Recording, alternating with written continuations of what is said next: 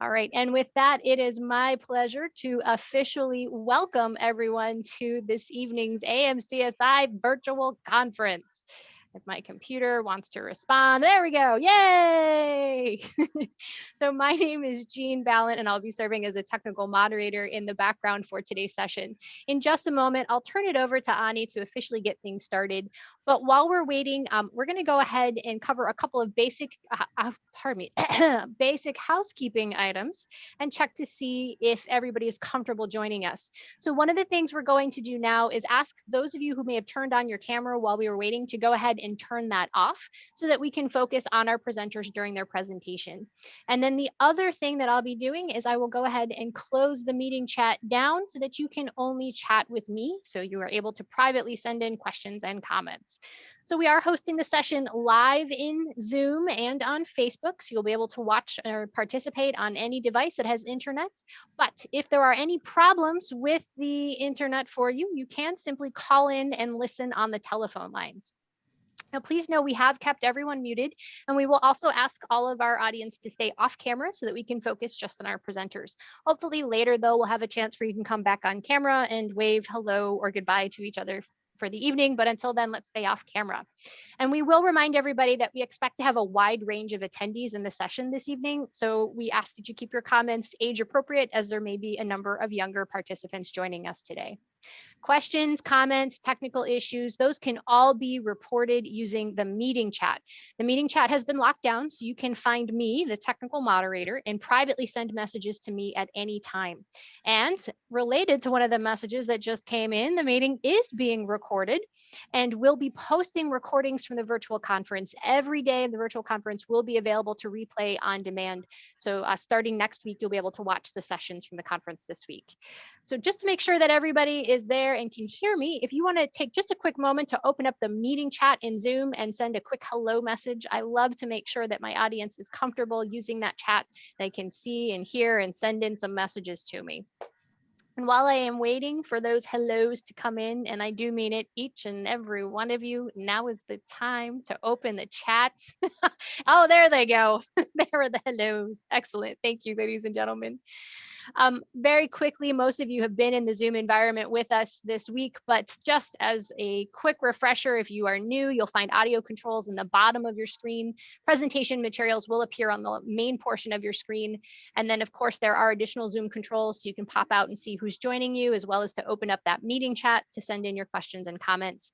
And then you will see video of our speakers either on the top or the side, but you have extra controls to change the layout to go from the speaker view to gallery view. You can get out of full screen. You can also detach windows and make things bigger. So I encourage you to click around to get the view perfect for your particular setup. And for those of you watching on mobile devices, you'll have the same types of controls, although the buttons are in slightly different places. Many of you may need to look for a 3-dot more button at the bottom to find the meeting chat or to raise your hand, but you'll still see those controls for audio and visuals. And then the other tip, oftentimes it's swiping left or right to change the layout on your mobile device in Zoom. So with those very quick reminders and lots of hellos coming in, we have friends joining us from Ohio and Texas. Oh, we're so glad to have you here. I think I'll go ahead and turn it over to Ani to officially get us started. Ani? Thank you so much, Jean. Welcome, everyone. We are so excited to have each and every one of you online for today's 16th annual conference. While we may be hosting this year's event virtual, we know that we are together in heart, even when apart. My name is Ani Samarjan, and I will be serving as your moderator for our session. I am the founder of AMCSI and have been serving on the board of directors since our incorporation in 2007. I'm the mom to 4 awesome kids. Abby, my AMCer, will be celebrating her 19th birthday next week. I live in South Carolina with my husband, my mom, and a ton of farm animals. Next slide, please. Our virtual conference will run each evening from July 18th through July 24th. These are the sessions that have already run this week. Each virtual session will include 2 different presentations by medical or other professionals working with individuals with AMC. Registration is required, but free and open to anyone who wishes to attend. AMC I will also live stream portions of this event online. But to ensure that you can attend and interact with the speakers, ask questions, we definitely encourage you to register and join us live on Zoom. And every night so far, our awesome professionals have been so courteous and have been answering all of your questions. So that's exciting.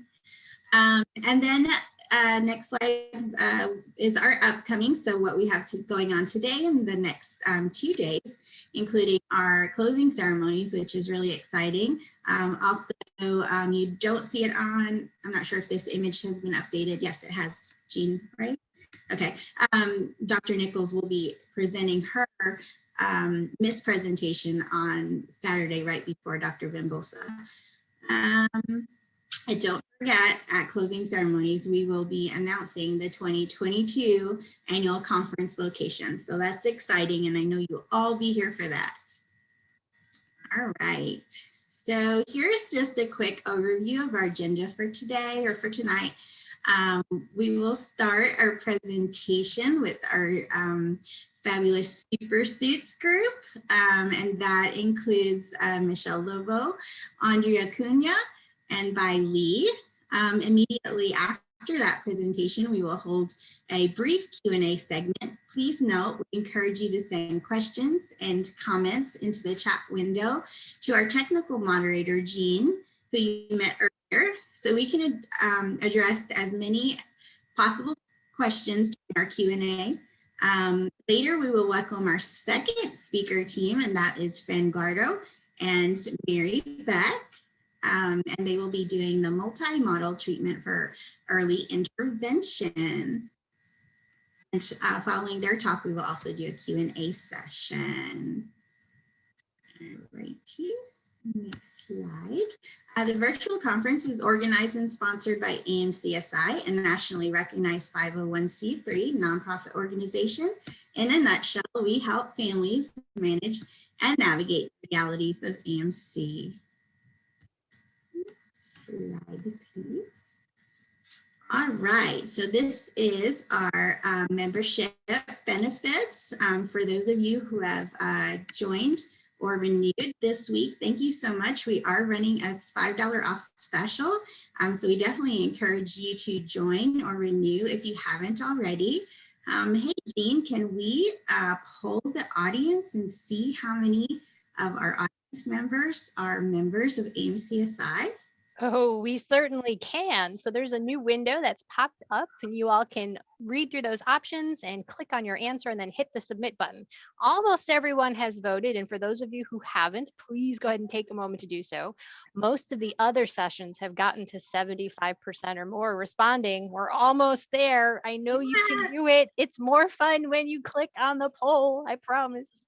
All right, so Ani, oh, there we go. We crossed the threshold. So I'm going to go ahead and lock it down and we'll share those results. And it looks like we have seen something wonderful. It looks like about half of the audience today is already a member, but a lot of them are planning to join. So that is fantastic to see. That is awesome. And just so you know, when you renew or join to become a member of AMCSI, you are helping us create a great events like this, including our virtual conference, mini meetups. Our programs are available for our families to benefit from.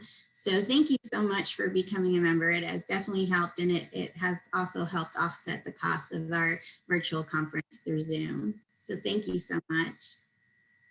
There are also other ways to help AMCSI. Here on the screen, you'll see various ways to help and donate. So several ways. I mean, if you shop on Amazon, that is definitely a great way to give back to AMCSI. And you could log into the Amazon Smile portal and choose our organization as the beneficiary. There's also our website. You can donate through Instagram and through PayPal as well. Oh, and the fundraisers on Facebook are always fun. We thank you all for creating any fundraisers that you have for us. We appreciate you all so much.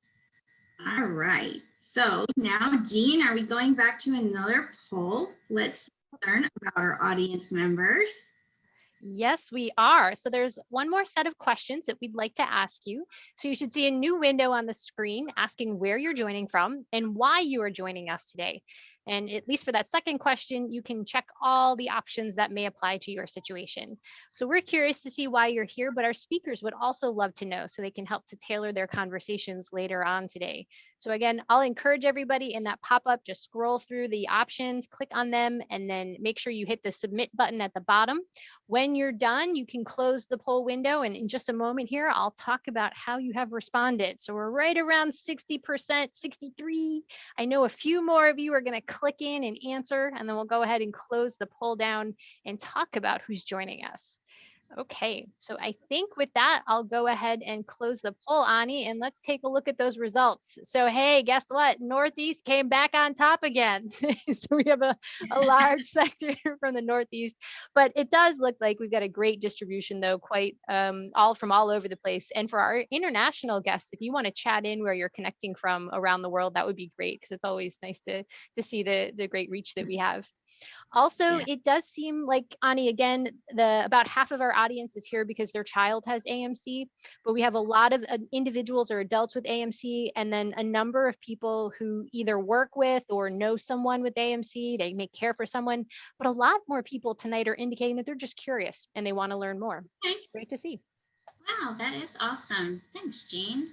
All All right. right, we are so excited to have you guys, all of you from everywhere, join us tonight. Now let's meet our first set of speakers, and that is our Michele Lobo, Andrea Cunha, and Bai Lee. The team of speakers represent the Super Suits Functional Fashion and Wearable Technology Program and the Move to Learn Innovation Lab at the University of Delaware. Michele Lobo is a pediatric physical therapist and an associate professor. Andrea Cunha is a research associate, and Bai Lee is a PhD student. Their work is conducted with a user-centered, family-friendly focus and aims to improve quality of life for children with physical disabilities. Welcome. Thank you so much. Thank you for inviting us to speak to this group, and thanks for all the folks listening in. So I am Michele Lobo from the University of Delaware, and we put together a talk for you today, Andrea, Bai, and I, that will highlight some of our work and some of the resources that we have found that we think might be useful for individuals, caregivers, family members in the AMC community. So Andrea is going to navigate me through my slides. So can you go to the next slide, please? Great. So here is a picture of our lab. We are in Newark, Delaware. If you are ever in that area, I know lots of folks go to Nemours in Wilmington or to Shriners up in Philadelphia. Please come visit us. We're happy to meet you and show you around. Can you go to the next slide, Andrea? So we already had our introduction. So you'll see Andrea and Bai a little bit later on in this talk. So please go to the next slide. Thank you. So what we're going to do today is give you a little bit of an introduction of how we got involved with the AMC community.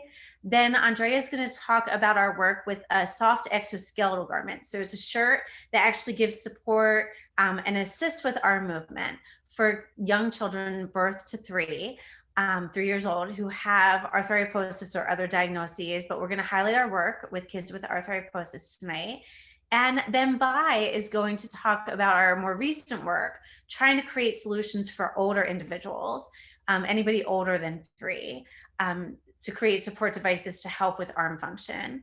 And we're also going to, she'll give you some information about other solutions that are available besides the ones that we've been working on. And then at the end, we have a lot of potentially useful resources.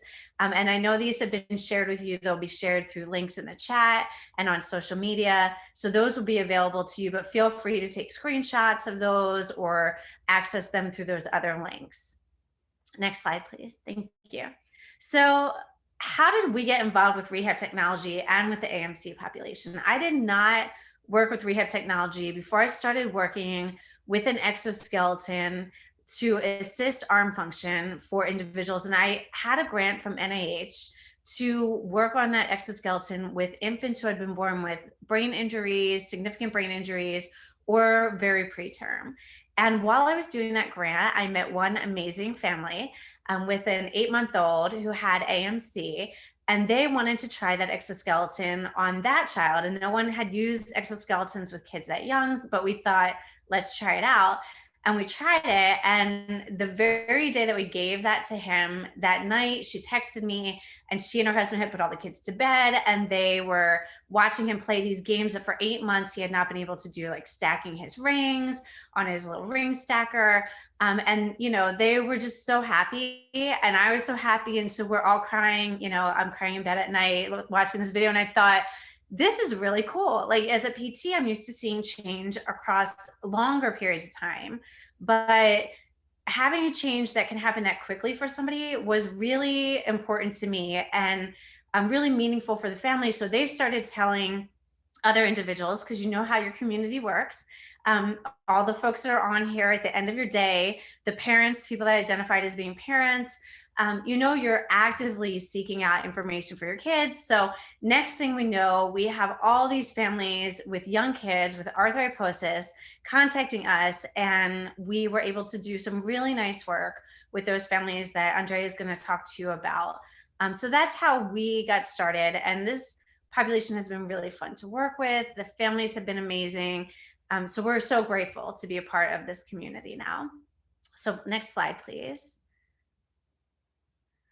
So when we started this, as I mentioned, I hadn't worked with rehab technology before, and it became clear to me very early on that we needed to actually create a conscious model to guide design processes for rehabilitation.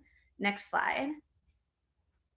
And the reason why is that if we look at the things that are designed for us, the general population, we have our chairs, our light switches, all our furniture, shoes, clothing, cars, phones, anything that we interface with has to be designed to meet our broad needs. It has to be affordable. It has to be aesthetically appealing. It has to be comfortable. It has to function. There has to be, you know, options for us for colors. You know, it has to meet all of these really broad needs. Next slide.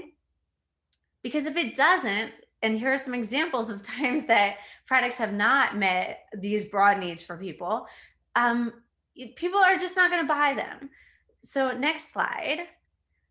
When we start to look, as a rehab professional, when I start to look at what happens when we're designing things for rehab clients, it makes me very angry, because we have here a captive audience that has a really strong need. And yet what we offer that audience is a really limited supply, items that range from least worst to worst. And then we hike up the cost, you know, just like if I buy a ball in a medical catalog from a medical company, it's going to be ridiculously expensive, but I can get that at Target. But now we're talking about exoskeletons and other types of things that I can't find at Target. So I'm stuck getting it from the medical community and, you know, these manufacturers, and I don't have great choices, and they're very expensive and not easy to access. So if you go to the next slide, you can see the model that we expanded upon. So we expanded upon the FEA model. It's a fashion design model that says if you're going to make products, you need to have users involved the entire time. So you need to be making something that meets their needs, something they desire. And it can't just be something that meets their primary functional need. It has to be something that meets other functional needs like comfort and ease of use. It also has to be aesthetically appealing to people. It has to allow people to express what they want about themselves, especially when we're talking about things that are worn. You know, when we pick out our clothing, it says a lot about who we are and what we want people to think about us when they first see us. But then we added this last component to the model, and that's accessibility. Because I've seen with these devices that they're often very difficult to get. There are a long wait list. There's only one place to get it. Only a couple people know how to make it.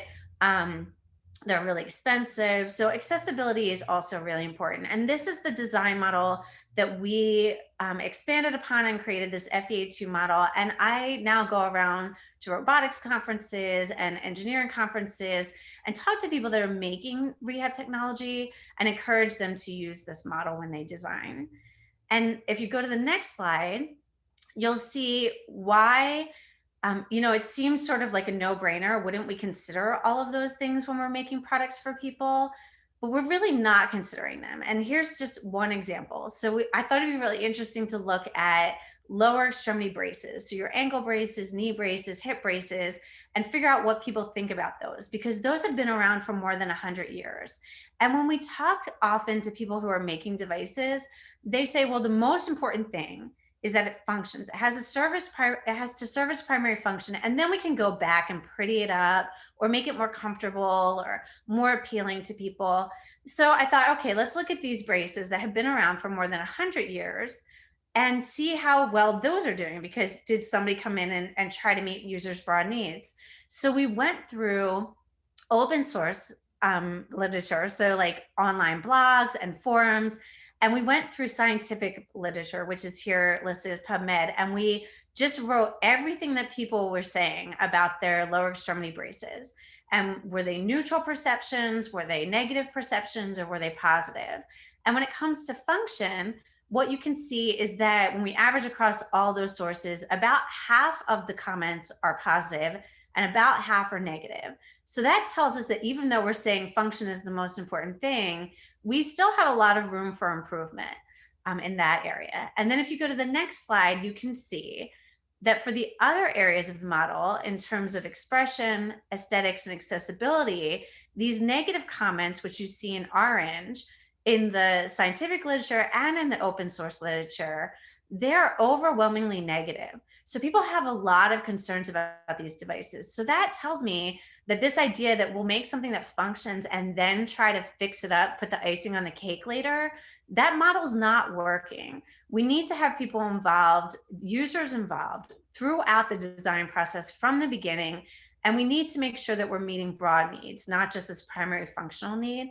So if you go to the next slide, that user-centered FEA2 design model is the one that we use in our lab to guide our solutions. So we try to create accessible solutions that meet the needs of children with disabilities. And I'll go through a couple of those examples. One recent example is for saliva wicking scarves. So for kids with oral motor problems who have trouble retaining saliva, we have these solutions that you can see here on the left that tend to be functional, but not the most appealing to kids. So you take a towel, you cut a hole in it, you can insert that over, someone's head. You could take dish rags and put them on back of bandanas. These are functional, but kids don't like them because they pick out clothing that they want to wear, and then you have to put something unattractive on top of it. So Jai Ren, who was a master's fashion student in our lab, worked to create a user-centered design. So talking to kids about what they wanted, what styles were appealing to them, what fabrics felt good, what color and what kind of look they wanted. And she created and tested to make sure that these work, just, because function is important, but these other things are too. So she tested these out and she created these 3 examples of scarves, saliva wicking scarves for people with disabilities. And those are posted online at our Move to Learn How to DIY link that you see here. And that's also shared in the resources with you. Then if you go to the next slide, you can see another example of something that we worked on with individuals in the arthrogryposis community, but also individuals with other diagnoses, some kids that had strokes or other types of diagnoses. So those individuals were not happy with their AFOs, these hard plastic braces, primarily because they couldn't choose footwear that they wanted to use, also because they were, the braces were hot, they didn't like the way they looked. So we worked with them to create a soft ankle support, the SAS, that is essentially like a soft corset for the ankle. And you can see some pictures of the outcomes on the right. And we also have a DIY manual for this on our website. And just like the PlaySkin Lift that Andrea will talk about, you have to have some sewing experience to make this, but if you don't, or if someone in your family doesn't, you could find a local seamstress and have them help you make these types of things. We have material lists and we have DIY instructions. And for this garment, the SAS, we actually did testing with walking and doing functional things, getting up from the ground and doing stairs. And we showed that performance, the kids' performance with the AFO was similar to performance with the SAS, except that kids rated the SAS better in terms of how much they liked it, in terms of appearance and comfort, those types of things. So next slide, please. The last big area of rehab technology that we have worked in that I wanted to talk about today is exoskeletal garments. So these exoskeletons are wearable devices that help you move. And in our cases, we're working with ones that help you move your arms. And if we look at traditional solutions, they often function, right? But they are really big and bulky and hard, not comfortable, maybe complex to use. And when you ask users, they don't want those characteristics in anything they're wearing, including exoskeletal or exoskeletons. So we have worked with families in, as I mentioned, in the arthrogryposis community and also infants with brain injury. And we've designed and tested the PlaySkin Lift, and we've had very nice outcomes for that. And Andrea will talk more about what that is and the types of outcomes that we've had with it in this next section. And then we've also, if Andrea, you could play that video for the PlaySkin Air. Bai is going to talk about our ideas and work for a solution for older individuals, trying to make something again that is soft, but in this case, using air bladders so that users can control the level of assistance that they get from the garment. So we wanted to make sure here you can get incremental lift to whatever level you want, and you can end up moving your arm against it so it doesn't restrict movement in other directions. So that has been a much more challenging design than the PlaySkin Lift. The PlaySkin Lift took about a year to design. This is taking much longer because we're having to find out which fabrics are airtight, how to design the bladder, how to integrate it, but we have made really nice progress. And Bai is going to talk about that and where we are with that project. So next slide. So all of these solutions and other solutions, as I mentioned, are available on our lab website. So please visit and check it out. Next slide. And now I'm going to pass this along to Andrea, who will talk about the PlaySkin Lift. Thank you very much, Michele. Thank you very much, everyone, being here today.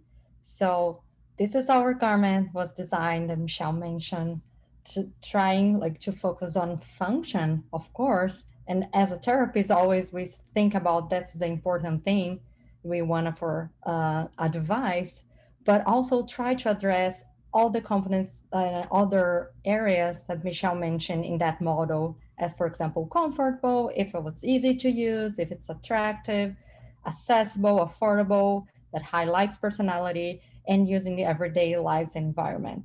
So when we design, we think, oh, that'll be something that we want to address. And then for that, we did a study where we test all those components. So what we did in the past, we have some studies in different children, but in particular, this population, we test 17 children with AMC when they have 6 or 35 months old at the baseline when they start the study. So, and then we have a single case design study. That means we have a baseline phase, we have an intervention phase, then we have a post-intervention phase. And what that means, in the baseline, what we have 1 month of assessments, and the PlaySkin was only used at assessment. So we have conditions where the children are wearing the garment and what they're not wearing the garment. Then we have the intervention phase that was for about 4 months, and the PlaySkin was also used during the assessments. So remember, wearing and not wearing the garment during the sessions. And then we have the children wearing the garment for 35 minutes per day in some structural assessment or structural play activities. And in this intervention phase, the PlaySkin was left at home with the families, and the parents were asked to perform some activities that while they're wearing the garment, the PlaySkin, for 40 minutes per day. And the interventions were really trying to encourage the children to move their arms in different areas, different space, like up and down, left and right, playing and manipulating objects, trying to incorporate those things in their daily life. And then we have the post-intervention phase. That means we we didn't ask for the families to do the intervention, so no longer didn't have to do the activities anymore.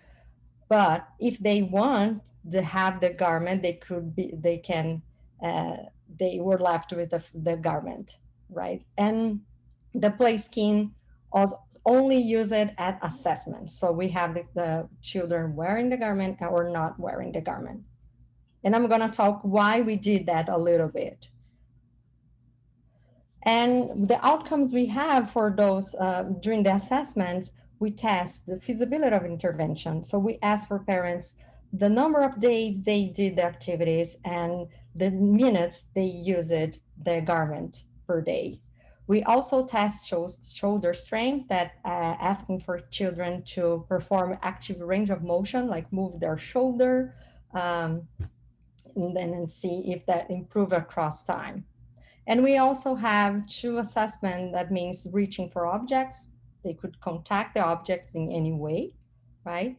And play with objects on the floor and on a surface. And in those particular assessments, we test, as I mentioned, the children were wearing the garment, the PlaySkin, so we call this on. And we have children not wearing the garment during that session, because when we can check if the garment is providing some assistive effects, providing movement, helping performance while the children were wearing the garment, but also while they're not wearing the garment, if we can see changes across time. So just to give an example, what is that? Because sometimes it's so scientific, like what she's talking about. So assistive effects, what we can see, and because we have this condition on and off, right? So we can see the difference in the performance comparing while children were wearing or not wearing the garments. So we can see like right in the first session, or like really changes in the behaviors. And it was so nice during the assessments, we can see, for example, children, they can look at their hands in a different position for the first time. Wow, I can see my hand. I can touch toys right now. I can interact with them and then play in a way that they could not do before. And then they can motivate them to try and try again.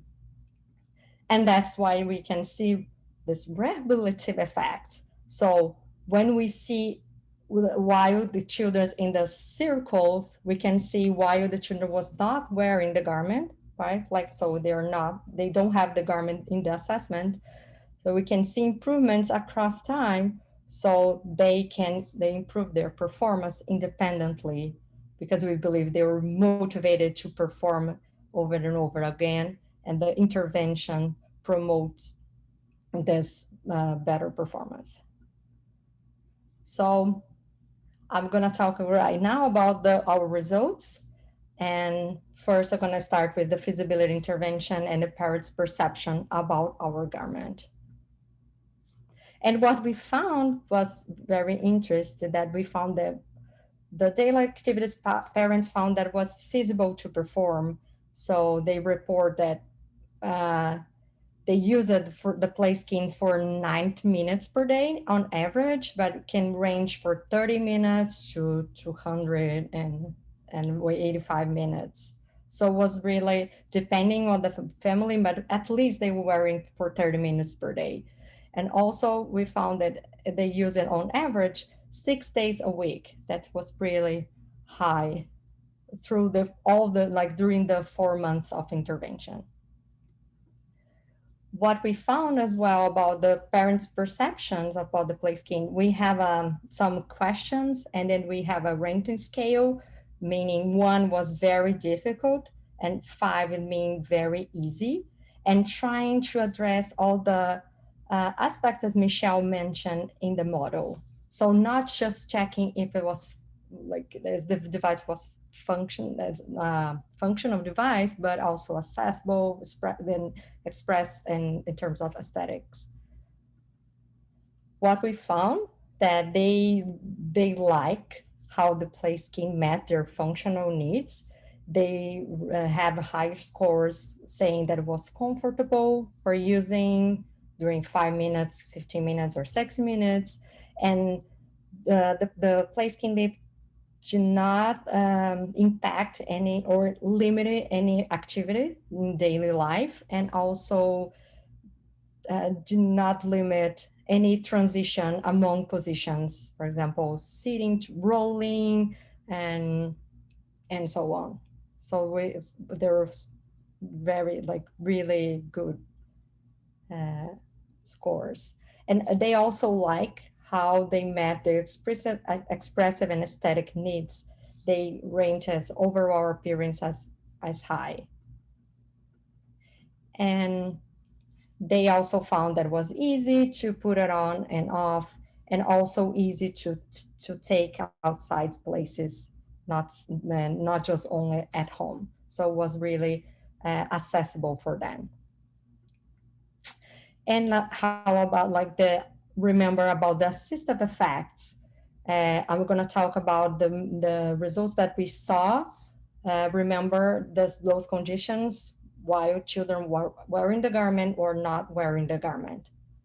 So in the sessions, what we could see that they improved the reaching for toys, so they touch more toys using one hand, the palm of the hand, and the open hand, that we know that is really good for exploration, how to interact with objects, for learning. Say they look at more while they're doing these activities. They switch it more into behaviors. They present complex behaviors while they were using the garment.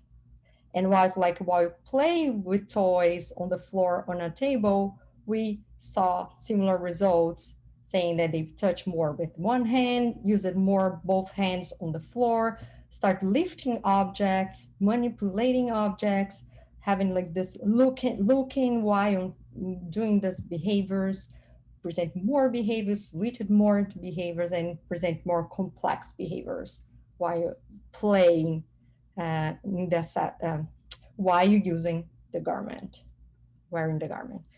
And for rehab effects, what we found that children increase their range of motion, or their shoulder strength. They can lift their shoulder more across time. So the intervention really improved their shoulder strength. And this is results not wearing the garment. Okay, just a reminder. And we also found that their children were touching more toys with one hand, the palm of the hand, open hand, looking, switching, all those results that I already mentioned. So they're interacting more with objects, trying to reach for objects, while not wearing a garment after the intervention period, during the intervention and after the intervention period. And also playing with toys on the floor and the table, we saw similar results, and interestingly, lifting objects, manipulating, looking while manipulating, showing more complex behaviors, switching more behaviors while they're not wearing the garment, that showing really improvements across time.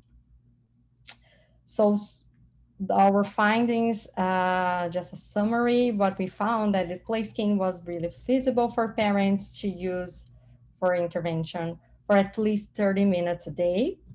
And parents have a positive perceptions about comfort, function, if it was easy to use, aesthetics for the PlaySkin Lift.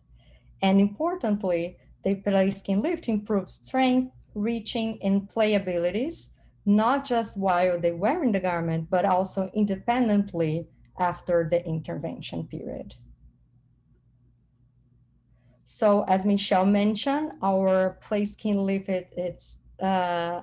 it's open, it can be downloaded, and it's they're explaining step by step how we can make it. And we always here, as you have questions about some points, you can always reach us out. If we can help in any way. And one important thing that I want to mention, we test the PlaySkin for children until between 0 to 3 years old. Then was really benefit for them, that was effective. but for older children was not really working because children the arms get heavier, and then we will need like to come up with new solutions. And that's why Bai here is going to present some options that we have. Hello, everyone. So I'm Bailey, still remember me. I'm the PhD student here with Michele, and I'm gonna start my part. So my part is mainly about two topics. First one is gonna introduce some of the exist solution already on the market. And the second part will be some of our current work, what we are developing now and what some of the study we're working on now. So we have like a series of study related to upper extremity exoskeleton now. We have a review to see what exoskeleton already be done in the academia and on the market, people can buy it online. And we have an interview for asking people rely on the model we mentioned before, like FEA2 model for assessing users' needs. And we also build up our own exoskeleton. So I'm gonna start from what we found from our review paper. Like here are some various of device current available in the US market. We can buy all those exoskeletons online and have their website. We do have more exoskeleton already exist, but some of those may be only used in the academia lab or in some clinical environment. And some of those may be developed in European or in Japan. We still cannot get it in US, but I hope one day in the future all will be available globally. So I classify those exoskeleton in 3 different categories, and depends on what kind of assistance it provides. So we have the passive assistance, active assistance, and both passive and active assistance. So we already mentioned PlaySkin Lift a lot before. So PlaySkin Lift is why it's a passive assistance. It's like we place a spring under the arm, so it can provide the force. Passive force can offer the anti-gravity lifting. And some of you maybe already know the Wilmington exoskeleton that can have the elastic belt around it to provide the passive force. And we also have some like active force, something more like a robotics. They offer from the electricity components for pushing the arm up or helping with the reaching. Yeah, so, and I will offer more detail for each of those later. So Andrea, next page, please. And here I have some information for all the device where you can buy it or you can get more information from the company. And we have a cost for each one. What's the price? It's an estimate price. Some of those will say like you need to require a protocol. So which means it's kind of expensive and hope can cover by insurance. And then next page, please. And now I will offer more detail about each one I have mentioned. So first one, we start with the exoskeleton offers the passive force. So all this information we collect from the research paper we have been reviewed from a lot of review paper me and Andrea see every day. And now we like narrow down it to 60. So we gather all the information such as what's the pros and cons, user response from all of the user, how they said about this exoskeleton. Is the exoskeleton offer rehabilitative effect, or it can offer the assistant effect, which means when you wear it, your movement can change immediately. So let's start with the MR spring. This one have a lot of study, around 10 or 20 all about this one. And this one, they already use this test on children with cerebral palsy and brain injury. And some benefits they find before is this device can help to ease of task and can benefit for school activity, some personal activity, communication and information used throughout the social media. How that work is basically like a joystick. Children can use it, play some like small game on the screen and helping with the rehabilitative section. And the second one, I don't need to introduce. Andrea and Michele mentioned a lot, all the benefits can offer from the PlaySkin Lift. And this one is, we already tested on AMCSI and pre-burn and some children with brain injury. And we have a lot of pros from those, and it's effective, comfortable, if is to put on and put off.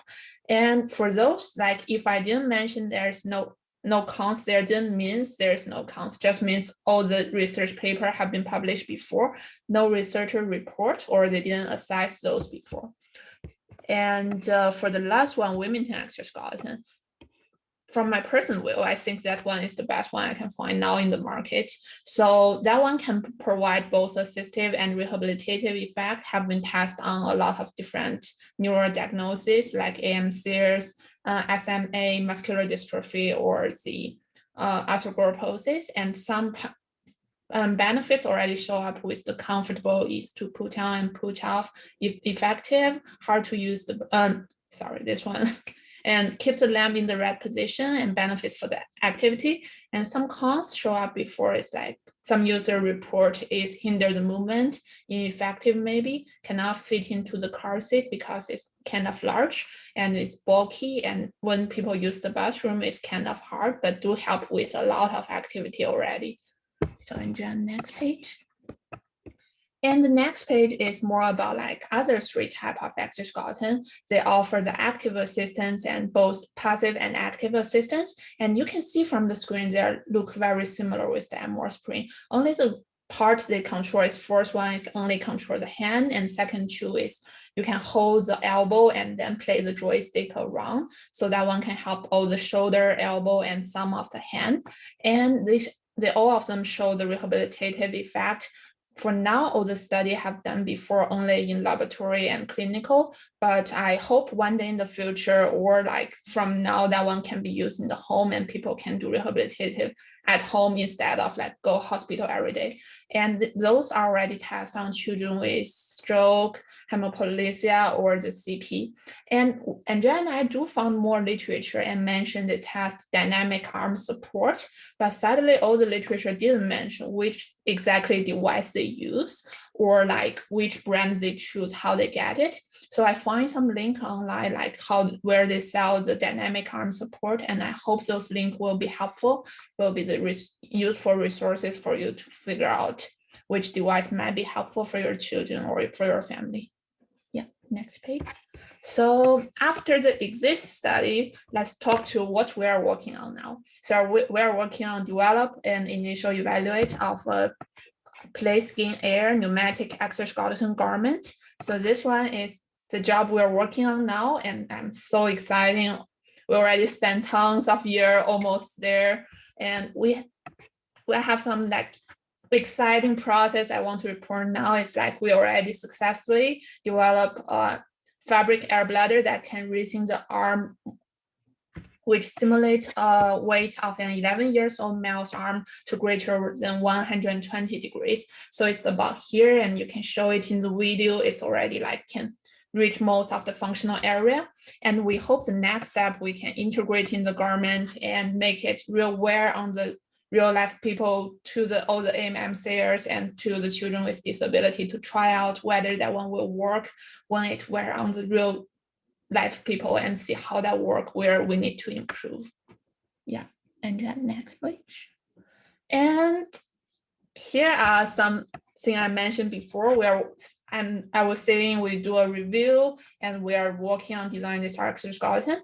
And because we mentioned a lot about user-centered design, we want all the user thinking, user input can put into our exoskeleton design. We want to make something like people want to wear it every day, not only like limit to our laboratory or like after we do all the human testing, it's like, it's look ugly, so I don't want to wear it. I throw it in a corner at my house. I don't want to see it again. So we want that one will be a useful thing, like can really help people improve their quality of life.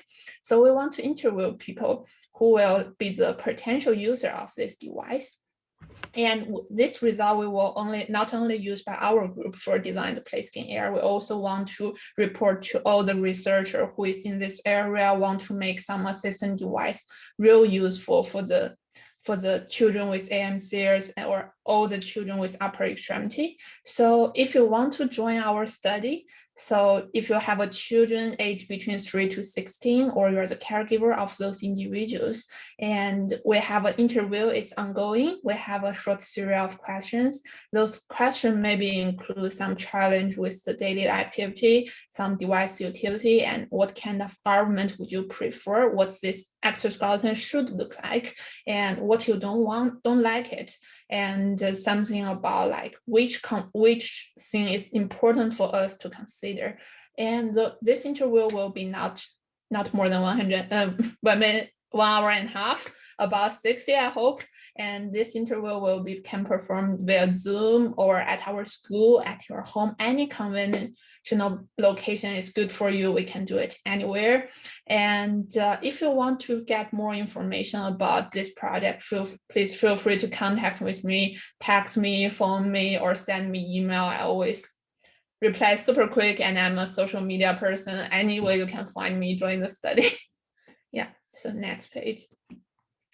And you already see our bladder, and I'm working super hard every day at home, at school, and trying to make it a real product. And we hopefully can have this prototype ready to go this fall and winter. And if you have a children between 5 to 16 years old and have an upper extremity disability, and you're like 2.5 hours away from our school, Newark and Delaware, please feel free to contact with me. We want to start our human testing process. So this one will be, okay, forgot my word. So this one will be like we will asking you for help us try on our PlaySkin Air, maybe in your daily activity for a short period of time, and report some utility and share like how long you would wear it every day. And if you don't want to wear it, tell us the reason. We can do all the change. We can try to reach like the best we can get in the last minutes. And if you're willing to be a subject to join our study, try out this exoskeleton, help us improve the next generation for the PlaySkin Lift, please feel free to contact with me, and my number is next to me or anywhere around me on the bottom, or on the bottom of the page with my number and email. So next page, and Michele, I'm ready to go. Great, thanks Andrea and Bai. So just one note to add on to what Bai said, the reason we need people that live close to Newark within driving distance is that these designs, it's a real trial and error process. And it takes a lot of prototypes or versions before we get to something that actually works and we can create a manual to share with people more widely. Luckily with the PlaySkin Lift now, people across the globe are using it. So, you know, in Mexico and in Trinidad and India and all over the place, we've gotten emails from people that have said they made that. And that's our goal for this other design. But we get there by starting with people that are more local, that know that there's a little bit of risk when you're working with design. We don't know if we're going to come up with a product that works or not. We're going to try our best, but there is a little bit of risk. And so that's why, number one, we come out to people so that we don't have to burden people with coming into the lab, you know, extra trips. We do that for all of our research to make it more user-friendly, family-friendly. But it's also really important to us that we have people that are willing to be flexible and allow us to come out and, you know, try something. If it doesn't work, we go back and fix it up a little bit, come back and try it out again. So that's why we need people that are more local for that part. But for the survey, the interview that Bai is doing, that can be people anywhere because we can do that by Zoom. And everybody's really comfortable with Zoom now. And if you weren't, you might be after this conference. So in our work, families have directed us to resources, and we've encountered resources on our own. So we have just started compiling some of those that we thought might be helpful for you. So we have resources about inclusive clothing. And then if you go to the next slide, we have resources regarding technology that might be useful to you. And these resources, again, are all available through the links that will be shared with you through the conference. And then if you go to the next slide, you can see science is a real team sport. And so here is the team of funders and the team of people working in our lab that have done the work behind everything that we spoke about today. And we definitely want to acknowledge all those folks. And then finally, we have, if you go on, we have scientific references that we thought might be of interest to the audience. So we have this slide, and the next slide has some references. So thank you so much. And we did a good job. I wanted us to stay around 40 minutes so there was more time for questions and then getting to the next talk, and we did that. So we would love questions, comments, suggestions, thoughts. If you don't feel comfortable or you don't have it ready now, you can always email us. You can find, if you go on that website, the DIY link, there's a homepage and it has ways to connect with us. So you can always connect with us outside of tonight for those people who are going to be watching this later on. and you think, oh, I wish I was there so I could ask a question, please contact us and ask questions. Thank you so much, Michele and team. There was actually a whole page of questions that came in while you guys were speaking. So I'm just going to start from the top and work my way down. When you hear my voice speed up, you know we're starting to run out of time. So I'm going to try to get to every one of them. Okay, so first question is, are you saying that my child could study in a degree program that helps to create tools to help AMCers? That's amazing. Can you tell us about this degree program? So I'm not sure about the degree program. I don't know if I understand that question. So yeah, I'm not sure. I'm sorry, I missed that one. So maybe we gave the wrong impression. So so I think maybe you're talking about what Bai is doing and her work now. So, okay. So now if that's what you're talking about, yes. So there are things like biomedical engineering that you could study early on. You could study orthotics and prosthetics. You could study, just any kind of general exercise science to learn about the body. And then with any of that basic knowledge, you could go on and you could or even mechanical engineering or electrical engineering. All of these would be useful bases to then go on and try to enter a program. There are many graduate programs in assistive technology or rehab technology design. So there are programs specifically for that. There are also programs like ours that ours is called Biomechanics and Movement Science. And it's it's an interdisciplinary program that's a hodgepodge of people from engineering, or Bai came from fashion. We have people from rehabilitation or psychology or biology. So all these people can come through, and you find a mentor, and you get funding through your mentor or through writing grants for your program. And then by doing that, you can get funded for this research project to study something that is of interest to you.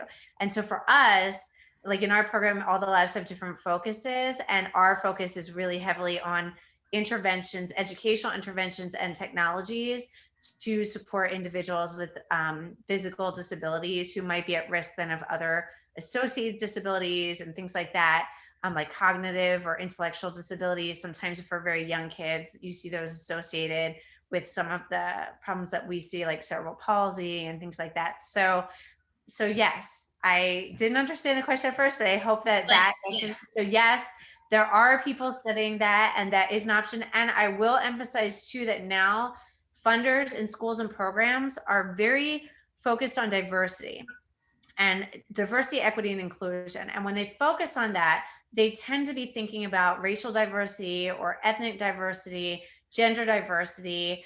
That type of diversity is one type of diversity, but one push that we're really trying to make in the disability community is this consideration of not forgetting that disability is another type of diversity. And so when people are engaging in research about disability, we have very few researchers that actually have experience with directly or caregiving for someone with a disability. And we need that. We need more of that representation. So if that is something that's exciting to you, then please consider it. And even I was really excited to see one of the girls who was a participant in the SAS, the Soft Ankle Support Project, when she was 12, contacted me several years later when she was in high school, and she was taking an entrepreneurial class and working with a team of people trying to design different types of walkers and different types of rehab technology for individuals with disabilities, because she had this perspective, this unique perspective. And then she had this motivation. And I think bringing that perspective to this research and to the design of this technology is really critical. And we need those voices heard. So please do, if you care for someone, if you have your own disability, make sure that you push to get yourself into those areas, because folks are underrepresented and we need that. Thank you so much.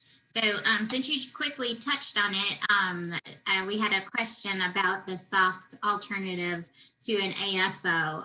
And why hasn't my therapist told me about this?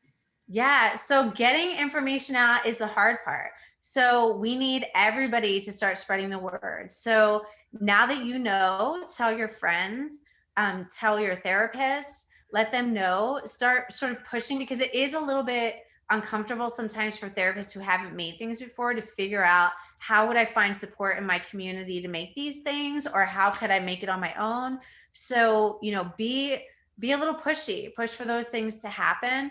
Even just the idea of rethinking, it's very interesting that for over 100 years we've made these braces the same way, yet we have all these really cool advances in textiles and materials.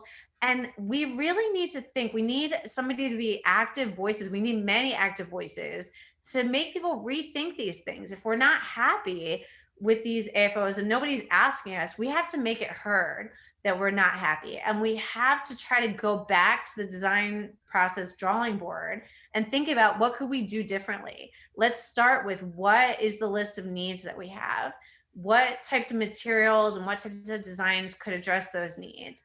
Because a lot of times what we do is we start with what we have, right? Like we take the hard thing and we try to soften it up, or we try to change the colors of the plastic, or we try to make these small changes. And often I think that's not enough. I think we need to just, you know, shake up the system a little bit more and push for bigger changes. So we are starting to talk about this more at conferences. We're working to get the word out. We're publishing a paper that will talk about it. So we're trying all these mechanisms to get the word out there. But please, you know, be a part of that process. Spread the word. Great, thank you so much.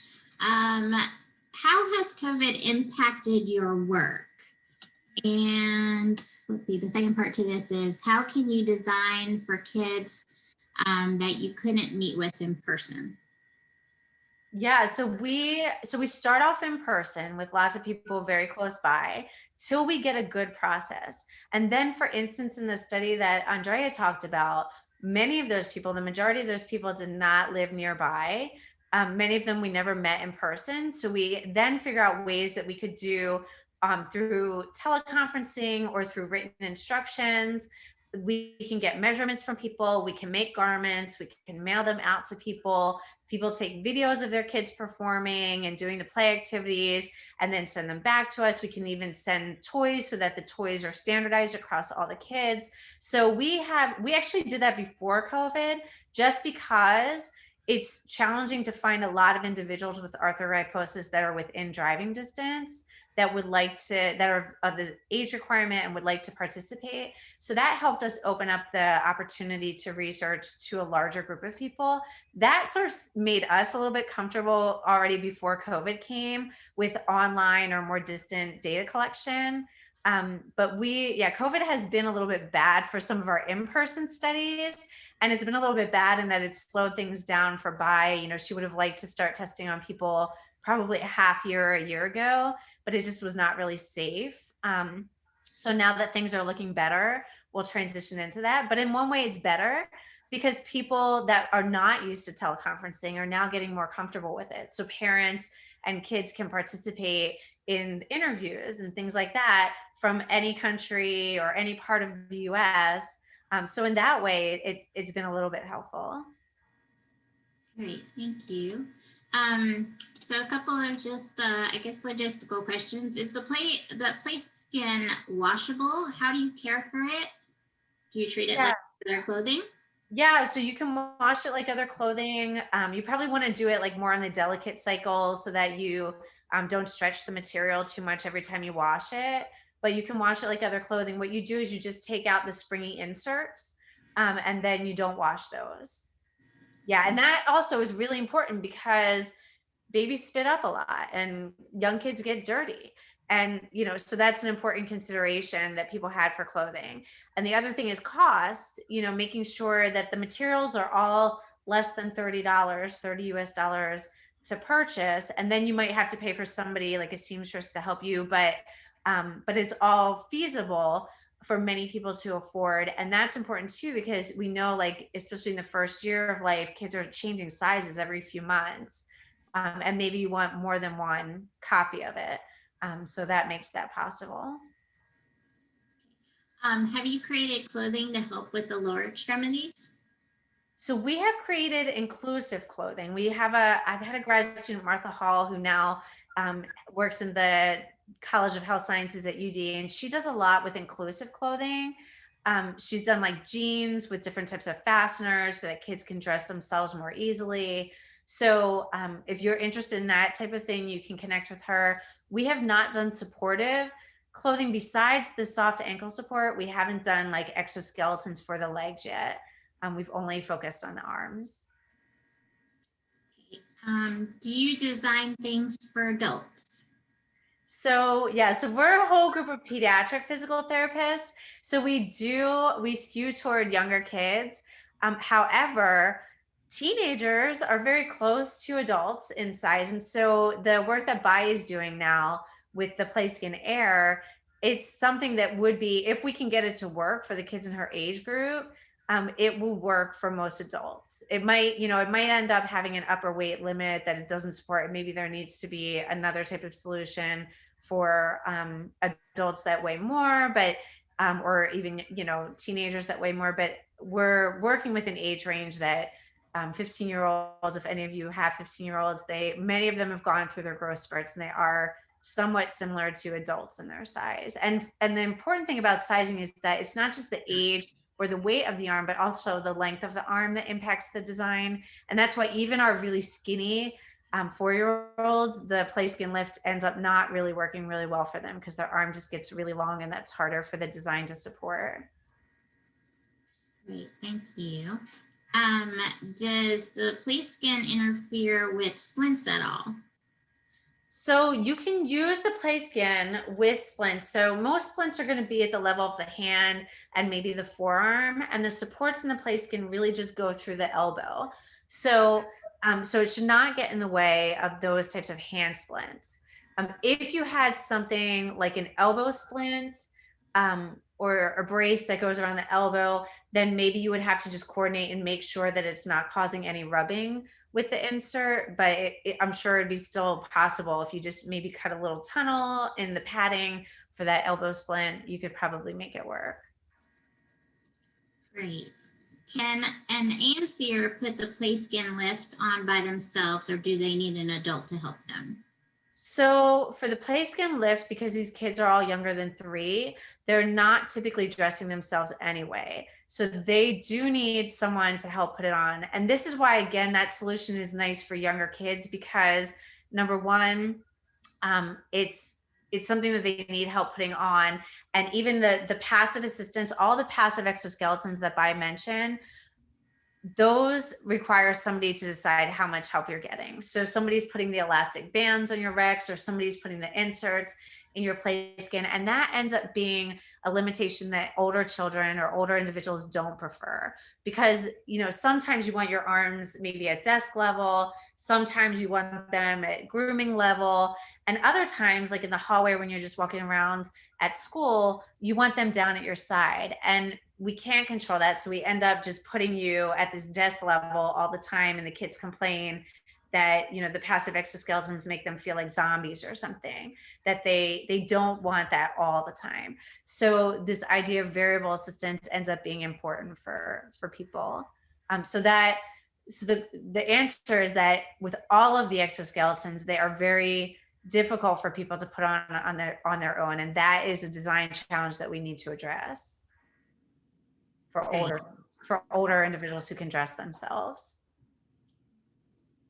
Have you ever found that insurance would pay for these things? We have had a hard time getting a power chair approved. Can't imagine they would agree to clothing, but would love to hear strategies and justifications for getting one. Yeah, so power wheelchairs, that is a big challenge for younger kids, but hopefully your therapist can write a good justification. There are a lot of studies and a lot of data showing that even very early in development, being able to control your own mobility is really helpful for language and cognitive development and social interaction. So there is a lot of literature to support that and to hopefully push for that with your insurance companies. The exoskeletons are a little bit different. So lower extremity exoskeletons are now covered by some insurance plans, They used to be considered experimental. Upper extremity exoskeletons are still considered experimental, which is why some people call them dynamic arm supports. So some companies, they're the same thing. It's an exoskeleton. It's an external thing that you're wearing that's giving you support to help you move your arm. But if they call it a dynamic arm support, that can be covered by insurance, whereas an exoskeleton for the arms cannot. So it's a very weird system. Not my favorite system to navigate. I'm sure it's not yours either. I try to bypass it by going the DIY route. So with the garments, there are garments that are covered by insurance, like the dynamic movement orthoses, for example, which are like trunk supports, these tight compressive trunk supports. But in order to be covered, they put in hard components, and you get them when you order it. So it's more like an orthotic, a harder orthotic. But then they just tell people to take the hard things out and use the compressive garment. So it's this weird workaround to get around the reimbursement system. I think that there needs to be a push, because really the technology is changing and a lot of soft robotic technology is coming around. So I think that the insurance companies are going to have to make a shift in the way that they think about orthotics and the way that they think about exoskeletons, because it is going to merge. And the more clothing like they become while still being functional, the more people are going to want them, and the more people are going to want to use them and actually, adhere to using them rather than just getting them and putting them in the closet. So hopefully that shift will come, but I do think that those shifts tend to be very slow. There's a lot of administrative changes and things that happen there. So we tried to get around that by making things DIY accessible right now. I also talk to anybody that wants to do a startup. I would love for somebody in the arthroporosis community to do a startup and take our stuff and make it for people. I am not a business person. I don't want to get rich off of technology. And I don't think that technology for disabilities is not the area where you get rich, because it's very specialized and it's a smaller market, right? You do it because you can make some money, but you can also help people, right? So I think that would be the coolest. So if anybody ever wants to start a company and make our things for people, because I'm sure people would rather just buy it than have to figure out how to make it on their own, let me know. I spend lots of time talking to people, students that are interested, and then the students just kind of like peter off because they're undergrads and they don't really start a company in the end. But I'm always open to talking about that, because at one point, one of them is going to come through.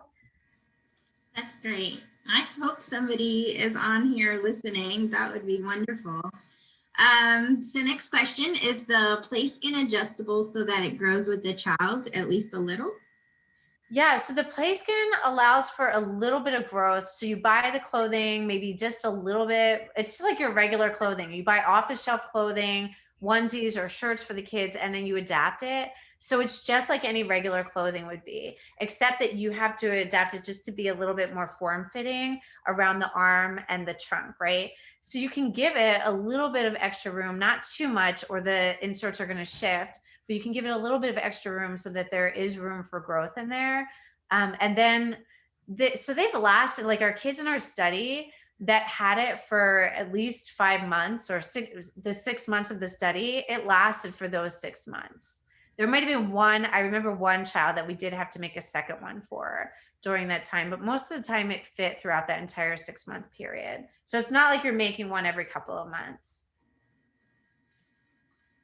Okay, somebody just chimed in and said, I may be interested in sewing some of these for a startup. How can I get a hold of you, Michele? Email me. All right, I'm going to put in or actually, Jean, you have my email, right? Can you put my email in the chat? Yes, I will. I will put Michele's email in the chat here in just one moment. That was quick. That's awesome. All right. So next question. One of the big problems that foot braces address in arthroporosis is the recurrent club foot deformity. The AFOs are used to slow recurrences. Can a soft brace stop these sorts of relapses as well as a hard plastic brace? That we do not know. So we've only tested across shorter periods of time. But in theory, if the soft braces can keep you in a similar alignment to what the hard braces can keep you in, then I would say it should be expected that you might see similar benefits, but I can't promise that. The other thing that's really challenging and really interesting about AFOs is there's very little research about how your foot actually sits in them day to day, because we can't get in there and measure the foot very easily. So like, you know, how inverted or everted your heel is, we can't see very well what's happening in there, and it's very difficult to measure what's happening in there. So yeah, so you know, in theory, a hard brace you imagine would keep you very rigid, but there is some movement happening in there, especially depending on how well the AFOs are made and how well you adjust them as you grow. So, you know, thinking of those as sort of the perfect form-fitting hard solution to keep you in this rigid position, I think we might be tricking ourselves. I mean, I think that they offer some very firm support, and we did not test on individuals that had really significant ankle weakness.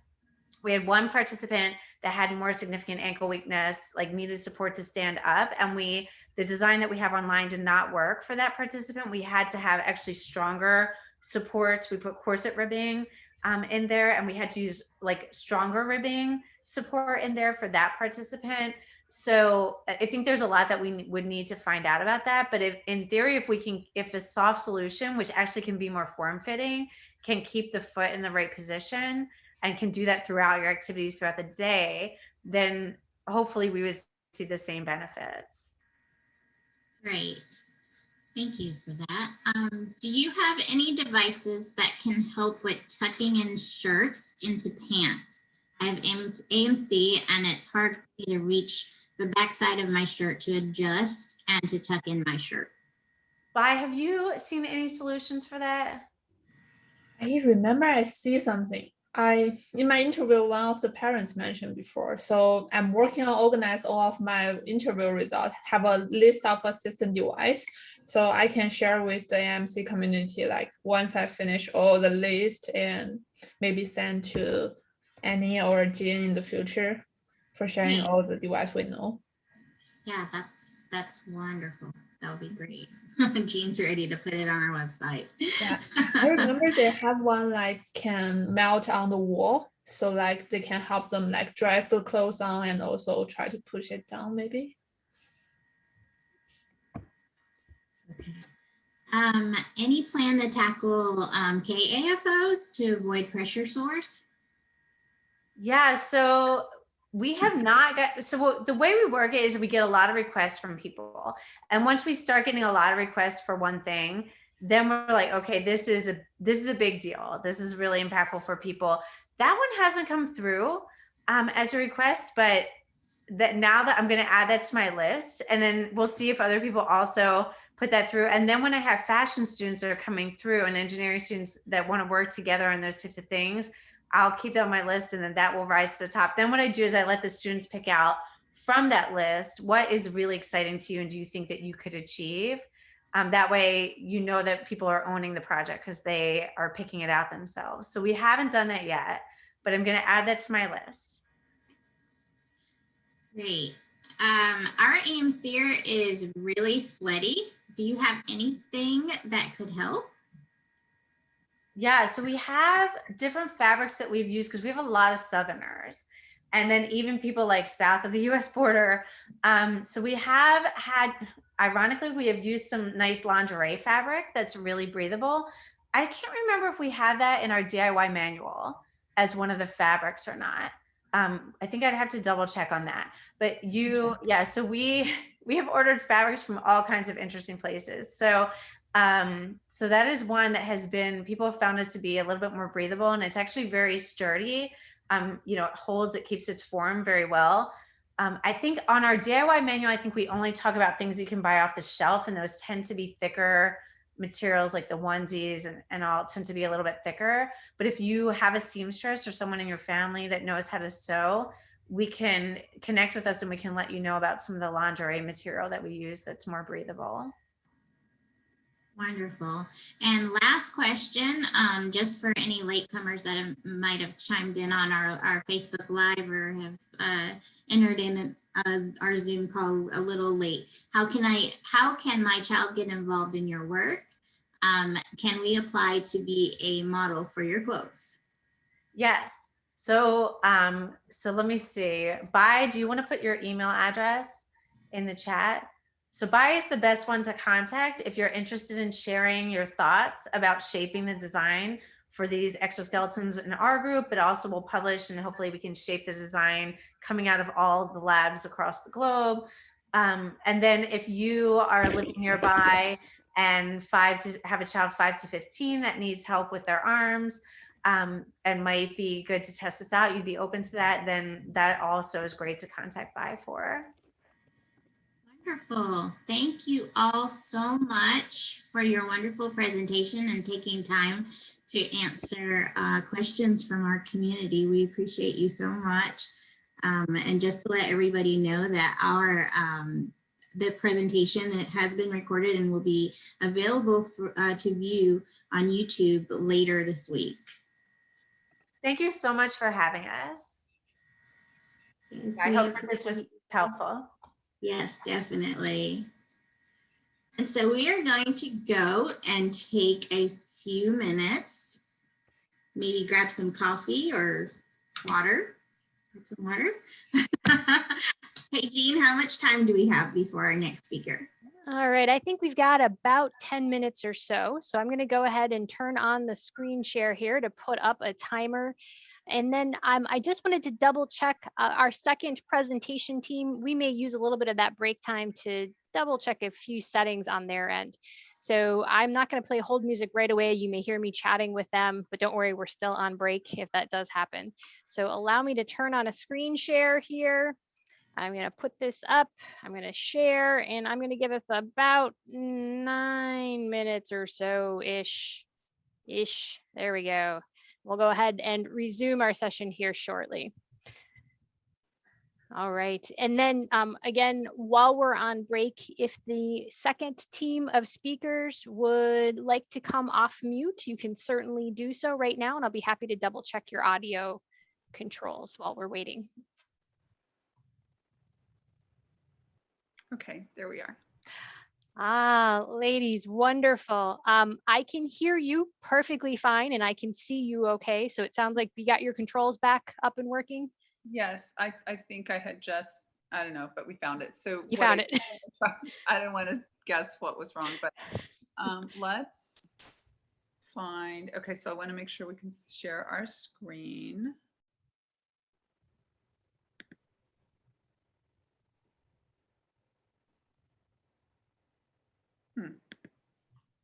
So you're going to be locked out of that while I'm sharing the screen. So hang on, let me stop that. That's fine. okay. I can stop it. You can go right ahead. Go ahead and test it right now. That way we've got everything squared away. Okay. Get a pillow because I'm too low. Okay, we can just lower this. Okay.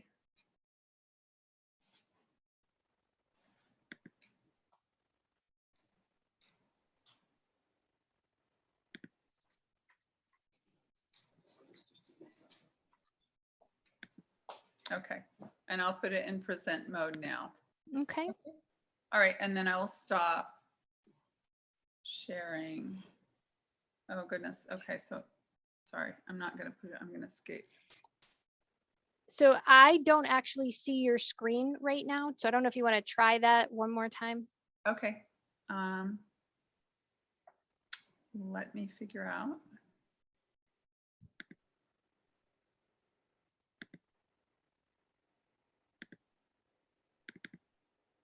There we go. Now your screen is up. Beautiful. So now you can use that present button. That's what you'll need to do to show your screen with us. And I'm going to escape. Beautiful. Yep, that's perfect. I'm going to stop sharing. Exactly. Hopefully.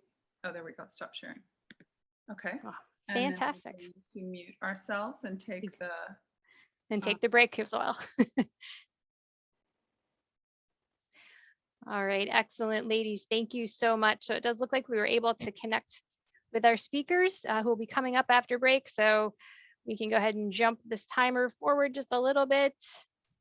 And again, we'll be back here for the continuation in just a few moments. Thanks, everyone.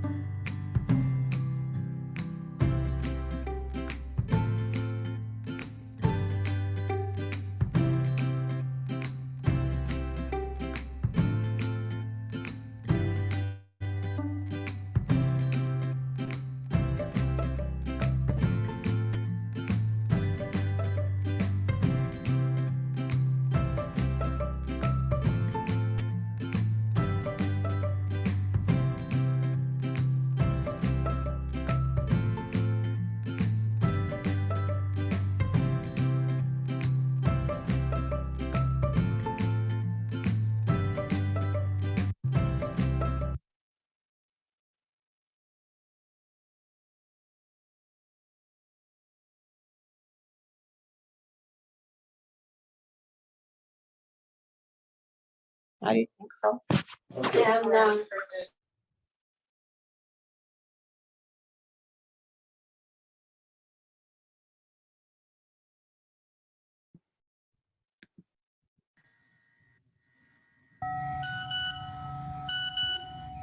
all right. Excellent. So we have made it through another successful break, and I can see the other group of presenters have joined us. So Ani, I think it's time to go ahead and introduce our next speakers for this evening. Wonderful. Welcome back, everybody. So our second speaker team for this evening is Fran, Guardo, and Mary Beck. Fran is the Director of Rehabilitation for the Paley Orthopedic and Spine Institute and had the opportunity to build a center specializing in deformity correction and limb lengthening. Fran speaks often in the field of rehabilitation of limb lengthening and arthroplasty, where she trains therapists and surgeons. Fran is also an adjunct professor for Nova Southeastern University, where she lectures in the physical therapy department. Mary Beck is an occupational therapist who has worked in multiple therapeutic settings with a wide variety of pediatric conditions. She shares knowledge with splinting, neurodevelopment treatment, mobilization, hand therapy, early intervention, and sensory integration. She utilizes a multidisciplinary approach to individualized treatment she provides at the Paley Institute. Mary has been instrumental in developing innovative strategies when treating infants and children with arthritis. Welcome to both of you. Thank you for being here. Thank you. Thank you so very much. We're excited to be here again this year. Let's see if I get this in present mode. And shall we go? Yes, everything looks great. Okay, I'm just going to move that little speaker so I can say. I haven't mastered where we put ourselves on there, so it doesn't cover my screen. Okay. All right, we are going to talk about the multimodal approach to early intervention for arthrogryposis. You're going to see, if you saw our lecture last year, you're going to see some of those same kids revisited and then updated, and some new ones as well. And I want to take the time to thank all the families that agreed to have their kids in these lectures. I'm sorry, I have to figure out how to get us, so there we go. Okay, all right. Early intervention for arthrogryposis. We know that babies tend to be affected throughout their bodies at birth.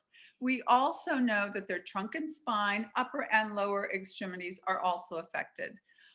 We hear a lot that other centers say, well, let's wait and see what happens. And they may say fix the feet, but leave other things. And we even hear, and it's interesting and kind of puzzling to us, but we also hear that they say, let's wait on the feet. So I know this because other families have come to us and they didn't like what they were told elsewhere, so they've kind of sought us out. We don't hold that same philosophy. We really are advocates of starting early as possible, and we really seek to unlock them because they're so stiff and they're so locked in that they don't have much movement. And I don't often see that occurring unless you do something to intervene, or maybe it does to some extent, but you know, I think that it's not going to hurt them to start moving. So our other tenet is do no harm.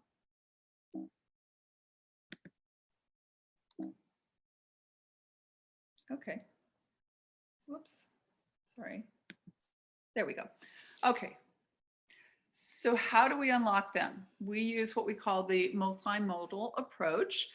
We do believe that getting going early is the key. We use physical therapy, occupational therapy, and in the process of that, serial casting, serial splinting, and then bracing to hold the corrections once you get there. We use modalities to stimulate movement, and we feel that movement is the key.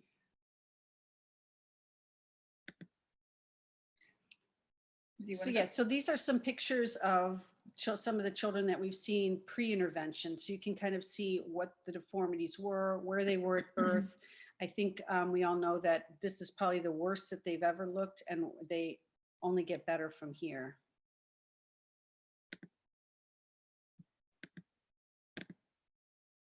When the child first comes in, we want to do an assessment. Usually we do it in conjunction with one of our physicians. So they come in, they do a clinic visit with the physician, and then they also get the OT and the PT. We also videotape them so that not only the family has it available, but also the physicians can also see them in their movement patterns. So we do it in conjunction with each other. PT and OT do it together. This way, the child, especially with the babies, they don't have to spend multiple hours with each discipline. So we do it and they don't have to repeat the same things. We're looking at developmental positions, supine, prone, supported sit, supported stand. We're looking at functional mobility, their movement patterns, their alignment in developmental positions, their transitions between positions, their reach and grasp in all positions, midline control, rotation, weight shifting. We're looking at the active and passive range of motion and the strength with head control, trunk, upper and lower extremities. We look at their daily living skills that are appropriate to their age level. And then we also want to address the family's goals and concerns and what they see as the primary needs. And oftentimes when we get them very, very young, it's basically a passive exam and a postural exam. We want to make sure we know where their range of motion is, that both passively and actively. So once we've done our evaluation and we've kind of devised our plan, the most important thing to do is start to unlock and start to get movement. And so we use a lot of modalities to facilitate this. One of the things that's very helpful is moist heat. If it's a little bitty baby, I'll put a nice big hot pack down with lots of padding and lay them supine on there to keep them nice and warm. We may use soft tissue tools. A-stim is one of the ones that we use. You will see some examples of it here in the lecture. We use massage, myofascial release. One of the things we're using that's new for us now is cupping. We do manual techniques. We do gentle, progressive range of motion, starting with just whatever you have initially and just repeatedly doing it, taking the joint through that motion, and you see things begin to soften up. And we joint mobilization as needed, joint distraction as indicated, and multiple and progressive prolonged stretches, followed by, once we've gained maximal motion for that session, then we like to hold them there in between the next session. So it may be with serial casting or it may be with serial splinting in the max corrected position. Mary, you want to go? Sure. So we're looking here at some of our different modalities. Here is an example of the A-stim that Fran was just talking about, where we use the tools, where we're getting some soft tissue releasing. We do this little girl here. You can see some kinesio taping we were doing. And then we also used Coban to try to, we're trying to get some intrinsic hand control. So we are actually trying to get her, it's very, at this age, you're not going to say, let's use use your two fingers or point. We kind of inhibit some of the hand to get those movements as we play. And then we talked about some cupping, and this is just an example of some cupping that we were doing on one of the kids' hands to try to loosen it up. We also use it on some of the scar tissue, and we've seen some excellent results. And her hand is in this position, and we're cupping here to raise the tissue and lift it off some of those adhesions.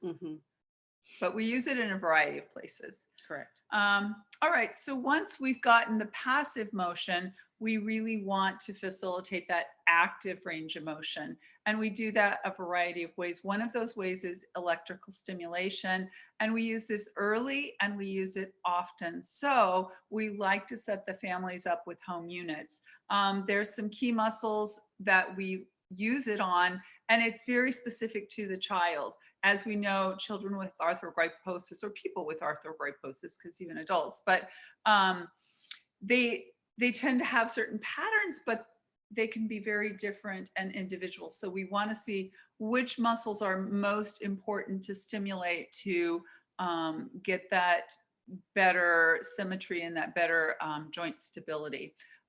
So we also use active assisted range of motion, even with some dynamic splints that Mary and the OTs create. And by the way, they're all wizards with splinting. They amaze me daily. And we use manual guidance. We will also do gravity eliminated because they may not be able to lift their arm or their leg against gravity, but if you get them inside lying, then they can go. And as Mary talked about, kinesio tape to facilitate and Coban. Okay, so here's some examples. This little girl on over here with the toy, we had used electrical stimulation on her upper extremities for the first time earlier that day, and then parents sent me this video that night.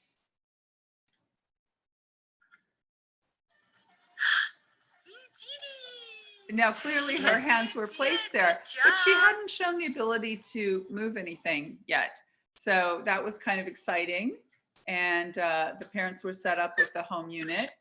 And there we go. So this next one that I'm going to play is the first time that we put the electrical stimulation on a baby who was finished with her serial casting. And she had passive range of motion of the knee to like minus 15 degrees. She wasn't fully straight, but she had started quite flexed. And so she now had the passive range of motion to do it, but we'd like to see if we can get some active. So she'd never shown us any motion whatsoever in her leg. And this is the first time with electrical stimulation. And it's subtle, but it's there. And so that's very, very exciting. If your child's never moved and they move now with electrical stimulation. So that family also got a home unit and is doing it daily. So. And I think the one thing too is that with our arthrogryposis population, sometimes we really have to play around with electrode placement because they don't follow the typical patterns. So I think too, when you're talking with your home therapist, what they may typically do, you may have to tweak that a bit with this population. Right. And also, you know, sometimes arthrogrypotic kids are missing muscle groups. And we don't really know. We don't guarantee that it's going to work. We never do, but we say until proven differently, we're going to assume that muscle group is there. And if we're finding that we're getting some type of twitch or some type of motion with it, we'll go ahead. Even sometimes if we don't, it's one of those issues, do no harm. And sometimes it takes a while and you get it, and sometimes you never do. But if you don't try it, you certainly don't get it. So, if you have an electrical stimulation unit, you can use it on multiple muscle groups. So maybe initially we were trying for biceps and then we just never got it. But if you can help them turn those triceps on and off, and sometimes I've seen some kids learn how to do that with their electrical stimulation unit on, and then if they're able to elevate, then they can turn it off and get hand to mouth. So, all right. Whoops. There we go. Okay, I'm going to let you go on with this one. Right. So we're talking about, when we talk about the multimodal approach, again, we're looking at the developed milestones. We're talking about head control. We've seen a lot of our kids have some issues with torticollis, with tightness more on one side than the other, with good, rotation. We work on rolling. We're looking at sitting with support, independent sit, coming to sit. And in all of the positions, we want to work on reaching. I think one of the things that we want to stress too is sometimes these kids can't get in all these positions, but what we want to do is we want to simulate as much as possible the benefit that a child would get in that position. So if they can't get into hands, knees, we want to at least get them to get some weight bearing through those shoulders, through those hands. If it's in a side sit, if it's in a modified, if it's over a bolster, those kinds of things. We want to work and grasp and release, and we want to get them to be able to bring those hands together and to play and bring them to midline, which is all part of feeding, self-feeding, holding the bottle, bringing things to their mouth. And again, what I talked about is weight bearing. I can't stress that enough. I think what we've seen is with a lot of our arthrogrypotic kids, when they get the appropriate bracing, when they can do weight bearing through their lower extremities, we see great gains. And we need to do that with the uppers too. So we like to work on the developmental milestones that we're able to achieve, and we're going to, again, assume that we'll get there until it's evident that we're not going to get a certain one, and then we can move on. I'm not married to the idea that one must crawl before they walk. Many of these kids are not going to crawl, but I'm still going to try for quadruped. Mary and the team are really good at getting their wrists into extension so they can weight bear through their hands. And so even if it's a prone press up, it's there. Think about what a child that's going to walk for the first time with arthrogryposis and needs some assistance. If their hands are in a position where they can weight bear through a walker, and they've practiced in prone press up and they've practiced in quadruped, they're going to have a better chance of doing independent walking with an assistive device if they can weight bear through their hands. So we also, as I said, we want to work through the developmental sequence as much as possible. So let's talk about quadruped with weight shift to maybe crawling. Some of the kids do crawl, not all of them do. Some scoot, some roll, but we're going to at least address that, and then until we decide that it's maybe needs to be modified. We would like to work in supportive standing, maybe standing with braces initially, or electrical stimulation. We'll often set all that up together so that we're using electrical stimulation while the brace is on, while we're standing, to kind of teach their body what's supposed to work and how. And then we like to progress to standing without braces and walking in a light gait, fine motor control, for days all the time. Right. And I think the other thing too to stress is that we want to work on, when you think about babies moving through positions, they get a lot of trunk rotation, they get a lot of weight shifting. We want to simulate that as much as possible through all those joints where we can. All right, so this is an example of the light gait. If you are a pediatric therapist and you don't have one, get one, please. It's not only for the CP population. And I think also you can see that at the same time, we're also doing some serial splinting to get some more elbow flexion with this little one too. Actually, I think she has on serial casts. Yes. So. Yeah. So these kids don't often have a lot of opportunity to develop reciprocal patterning, right? Because they may or may not crawl. They, on their own, it takes them a lot longer to learn to walk. And so light gait, especially over the treadmill. Now, I always bring it to land also in the same session, but over the treadmill, I can, even if I'm passively taking them through those steps, we're getting a reciprocal pattern. We want to start to train that brain to do reciprocal movement. And so right here, I'm facilitating it, but then my hands are going to fade. And by the end of that day, she was taking some independent steps over the treadmill. And then within the next day or two, which I think the next slide may show, whoops, okay, I haven't mastered getting to the next one. Okay, there we go. And so this is either the next session or that same session. I don't remember. Wow.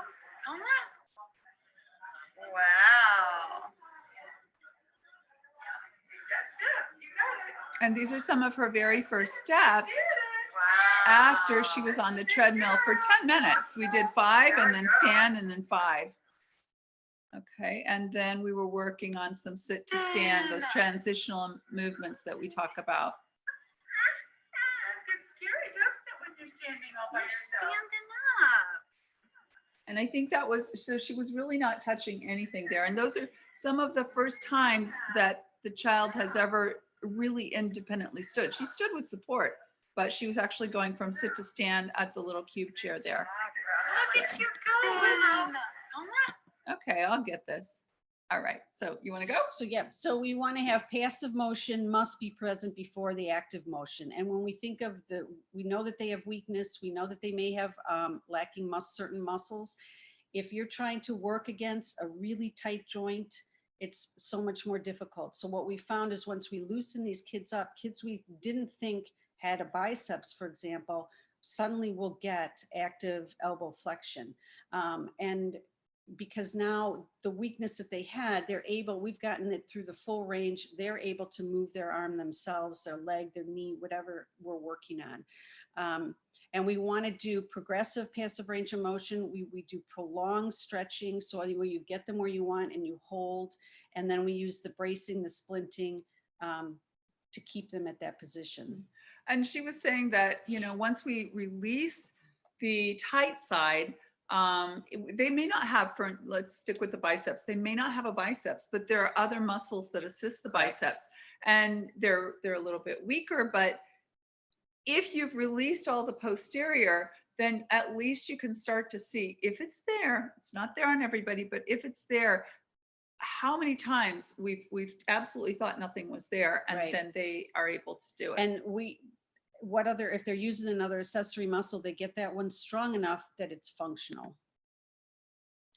And again, and here we are again with some of our pictures to show exactly what we're talking about, where we've got babies with torticollis and lack of head turning. We're getting we're stretching followed by the active movement. Oh, can we go back to that one? There's another. Oh gosh, I hope we can go back to that. Anyway, there's another slide. Oh, this picture right here, if you look at this splint, and this was kind of came up from one of our parents, that she said, you know, it's really hard when I do weight bearing, my therapist, to try to hold the hand, keep it open, get the weight bearing, along with working the elbow, the shoulder, and all of that. So I made these little splints just to use in therapy to hold the hand in the position that we want. You can see she's kind of side sitting, and then we can work on the other side, play on the other side, that kind of thing. And actually, when we talk about multimodal, if you look at this child here, we've got zero casting on her. She's on a hot pack. I don't know if you can see the towel that she's on. That's actually a large hot pack, well padded, to help release all that posterior musculature. And then we're doing that progressive motion. And then we're doing some rolling and things as she's able. Let's take a look at how it presents in infants. And arthrogryposis, usually you see some effect on the head and the neck and the spine, upper and lower extremities. You'll often see,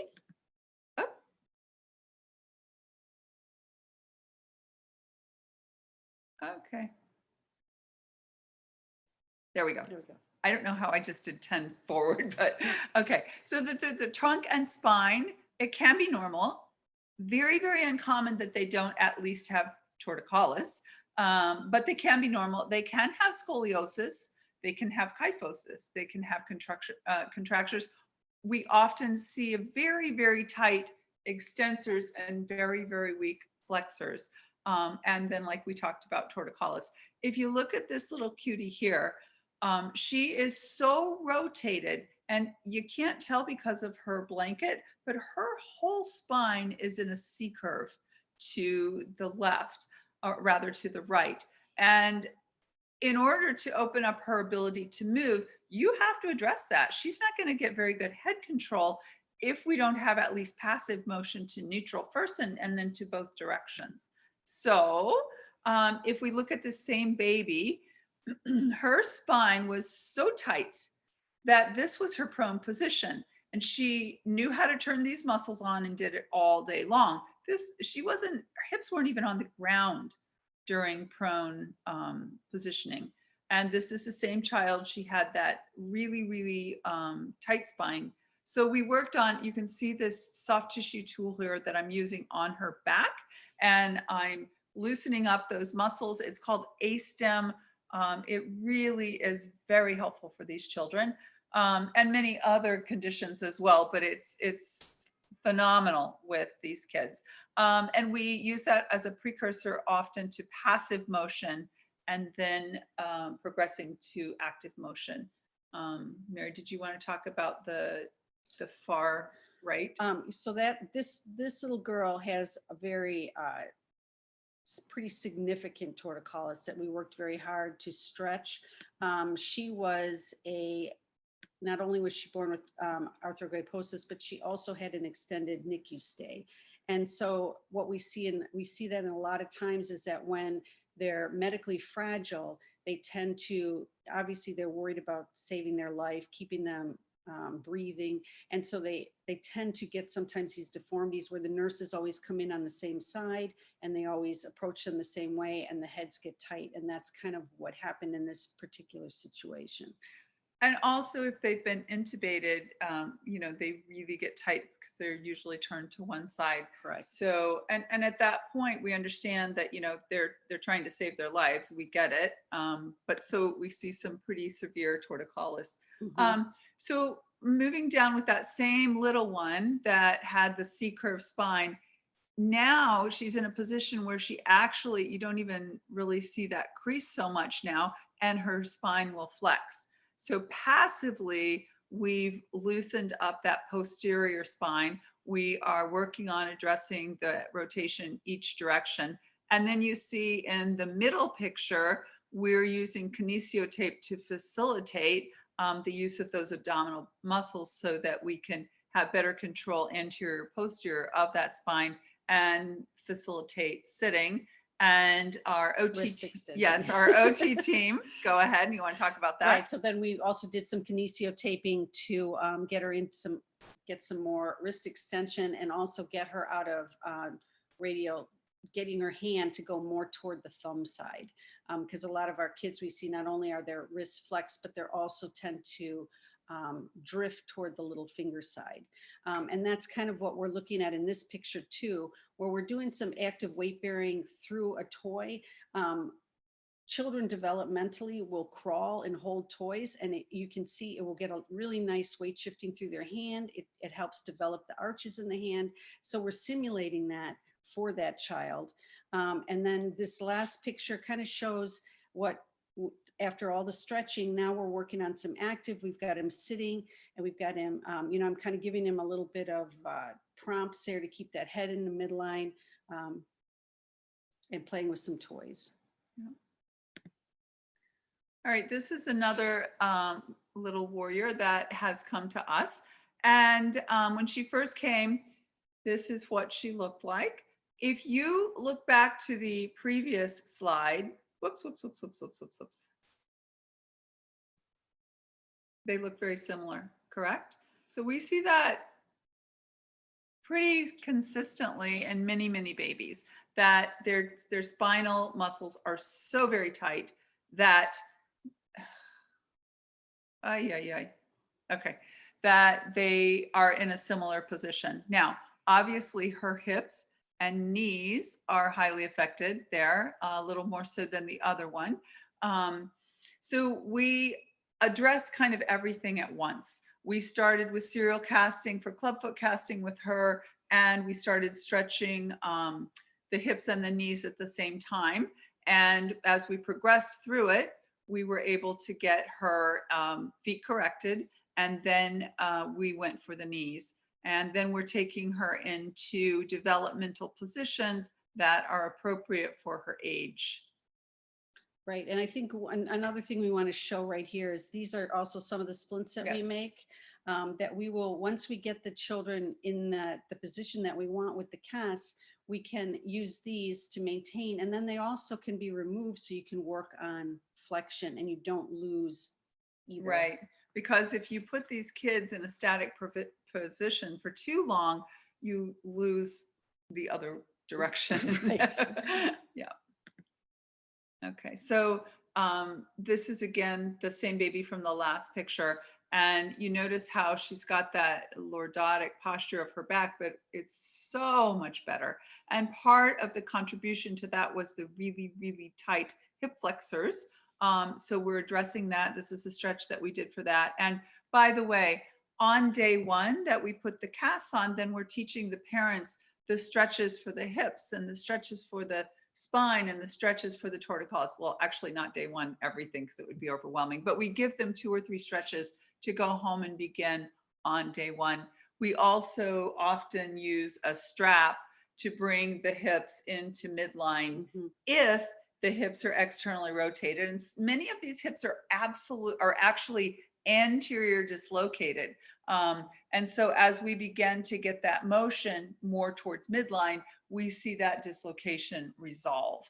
So, and then we also have babies that are in the opposite position. So we tailor it to the needs of that specific infant, but we still use our multi-modal approach. Right. And then anyway, if we're looking at also functional mobility, we're looking at with the fine motor, we want to get those kids playing. We want to give them lightweight toys that they can play with against gravity, that they can pick up, that they can manipulate easier. Oh, I think sorry. Yeah. So when we're talking about the upper extremities, when we think about them, the shoulders are typically internally rotated. They've got stiff extensors and adductors in the shoulders, and they have scapular protraction. So they're back, you're seeing their winging in the back. The elbows are typically pronated. In other words, they're this position. We're not getting this kind of movement. They have extension. Usually their elbows are fixed in extension. We see that more than ones that are stuck into flexion. The hands, the wrist is typically bent, and as I was saying before, rotate, like deviating toward that small finger side. They have their thumbs are kind of caught into their palm. They may have stiff fingers, and then the web space, which is this portion right here between your thumb, the rest of your hand is very short, and so they can't get their hands open. They can't use and grasp and open their hands. So these are some pictures of some of our kids pre-treatment, and you can really see the position that we're talking about with the shoulders, the elbows, the hands. We're going to do some splinting. So these are some examples of some of the splinting we do. We'll do some hand splitting. We'll do it progressively. So this is the position that we're going for with full wrist extension. We'll start and gradually get them to that position, working on some weight bearing once we get there. This is an example of the elbow flexion splints that we make. And again, we stress, tummy time with these kids and getting those elbows bent and getting those arms out. Here's an example of a child where we said he has a very small web space right here. They were talking about that they might have to do surgery to open that up. We gave him some splinting, and now he's able to open his hands. He was able to reach, and he's no longer a surgical candidate. Yeah. He's a little bit older now, and he's actually self-feeding, and he's assisting with dressing, and Yes. he's blown us away. Yes. Here's some upper extremity casting that we talked about, where we're working on some elbow flexion. We're also trying to, at the same time that we're getting the elbows, we're also working on getting the wrists. So we're working here to get some supination, in other words, turning the hand up, and we're also working on getting that thumb out of his hand. And you can see we'll use fiberglass. We also use plaster. And the serial casting for the upper extremities, it's not entirely new, but we've certainly been doing more of it this year. We've kind of discovered, we knew how effective it was for lower extremities, and we're finding quicker results with less casting. And then of course we're following it up with splints to go home with. Right. And I think the thing is too, that until you can really get a good bend in that elbow, the splints just don't stay. They don't hold, they'll slide off the arm. True. And so we really want to get it, we want to get some 90 degrees if we can, or as close to that as we can. And then we can follow it up with the splinting. And as a reminder though, we're still doing all that soft tissue preparation and that stretch beforehand. And in between each cast. So as we take them off, we also do all of that prior to putting the new cast on. And I just wanted to show you, this is a picture of a little boy who could not use the walker until we were able to really release his elbows. And now he's able to push through those arms and use them to walk. And his arms were stuck pretty much in extension. Yes, yeah. yes, completely. Yeah, and do you know how many casts it took to get there? It took about 3 casts, 3 to 4 on each arm. Okay. So just some pictures of early intervention with the splints and the casting. These are some absolute early intervention wins. Right, and this little girl was really stuck in extension, and we talked a lot with her home therapist too, showed them things to do, and they worked a lot on a lot of stretching, a lot of prone work, and you can see what she's getting now, and we never thought that she would even get to 90.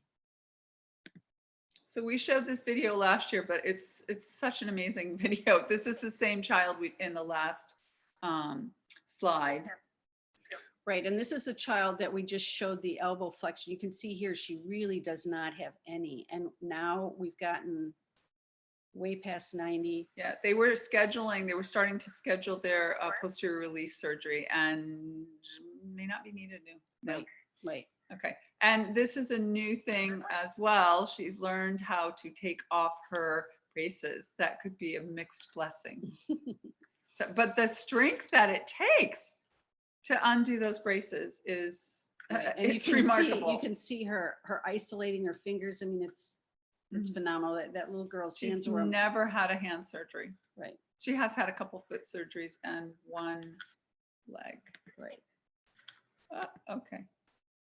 There we go. And one more time, because she blows us away. So here's she's washing her hands. And this little girl was very, very stuck. Those hands were probably. She's the infant you've seen in a lot of these photos. Mm-hmm. She was stuck. Right. So, okay, so we're gonna move on. I think. What happened? I washed it and it get away. She's cute, but I can't get us out of this slide. Hi. Oh my gosh. Okay, we're gonna stop. And now let's go return.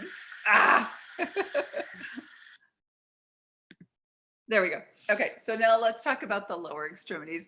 We've talked about the presentations of the hips, that they can be flexed and externally rotated and abducted, or they can be adducted. And if they're adducted, the risk of it being dislocated and actually needing surgery is a little bit higher. But we do work on getting them the motion that they need based on how they present. The knees can have extension contractures, meaning they're stuck straight, or they can have flexion contractures, or they can be extended and dislocated. These are things you need to know before you start being very aggressive with anything. That is why at our center, we're actually in during that initial evaluation with Dr. Feldman, because we can find all those things out and then we know how to proceed. The foot, feet, and ankles can have clubfoot, or it can have vertical talus, or it can have one of each, or some have totally normal lower extremities. So how do we dress them? We talked about casting. We correct the feet first. We accelerate the cast. So what is accelerating it? We do 2 times a week, because if we leave them in a cast for an entire week, we're kind of creating stiffness in other places and we're not getting as much motion as we could be. Also, a lot of families come to us from all over, and if we accelerate them, one, we get the outcome quicker too, so they don't have to stay as long. We do a modified Ponseti. So we do use some Ponseti, but since we're accelerating it and we're stretching everything in between the casts. And if we have vertical talus, we have a reverse Ponseti. Dr. Dobbs has joined our team since we did our first lecture with AMCSI last year.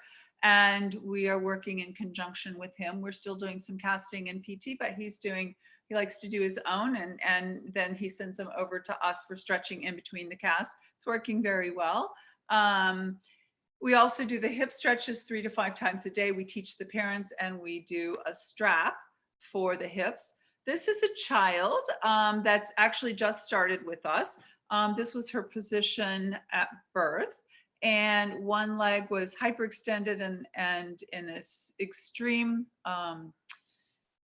adductus. I'm not sure that it was a club foot, but positional, but we're correcting. And so within 3 casts, this is what we're looking. She's not there yet, but I just wanted to show you kind of the quick progress that we get. And her knee now is moving normally. A little bit of stiffness, but moving normally. The other one is actually coming along very nicely too. So begin the casting, achieve the motion, and then splint when done in the maximal correction. I want to show you some functional things. This is a little boy with Escobar syndrome. It falls, it's not arthrogryposis, but it presents in such a way that the treatment is very similar. Again, we individualize treatment for everything. This was him before his intervention. So his hip was stuck, his knee was stuck, and he had vertical tali. Dr. Dobbs did the correction on the feet, and we did the knees and hips. All right, this is Liam, and he has. Oh, I'm sorry, I didn't want the audio on there. Sorry about that. So in this position, when he's starting his standing, he's 7 months old at the time. He's got the long leg splints when we've achieved the max extension. He wasn't fully extended to 0, but he was close enough that he could start standing and doing some weight support. And his feet were in a beautiful position. So we did it. And his upper extremities are great. He's actually. He also had splinting of those hands, and now he's at the point where he's just using some soft splints to keep that thumb out. Yeah. Okay. We're going to show you a couple progressions. I have got to master going to the next. Yes. Okay. All right. So just the reminder slides at the top of where he was to begin with. Now I've taken off the splints here, and you can see those cords. That's electrical stimulation that's on him. And he's actually starting to extend with his body weight against gravity. It's remarkable. And that's his superhero mom right there doing the most amazing play. Okay, so now. All right, so now I am going to turn the video on this, or the audio on.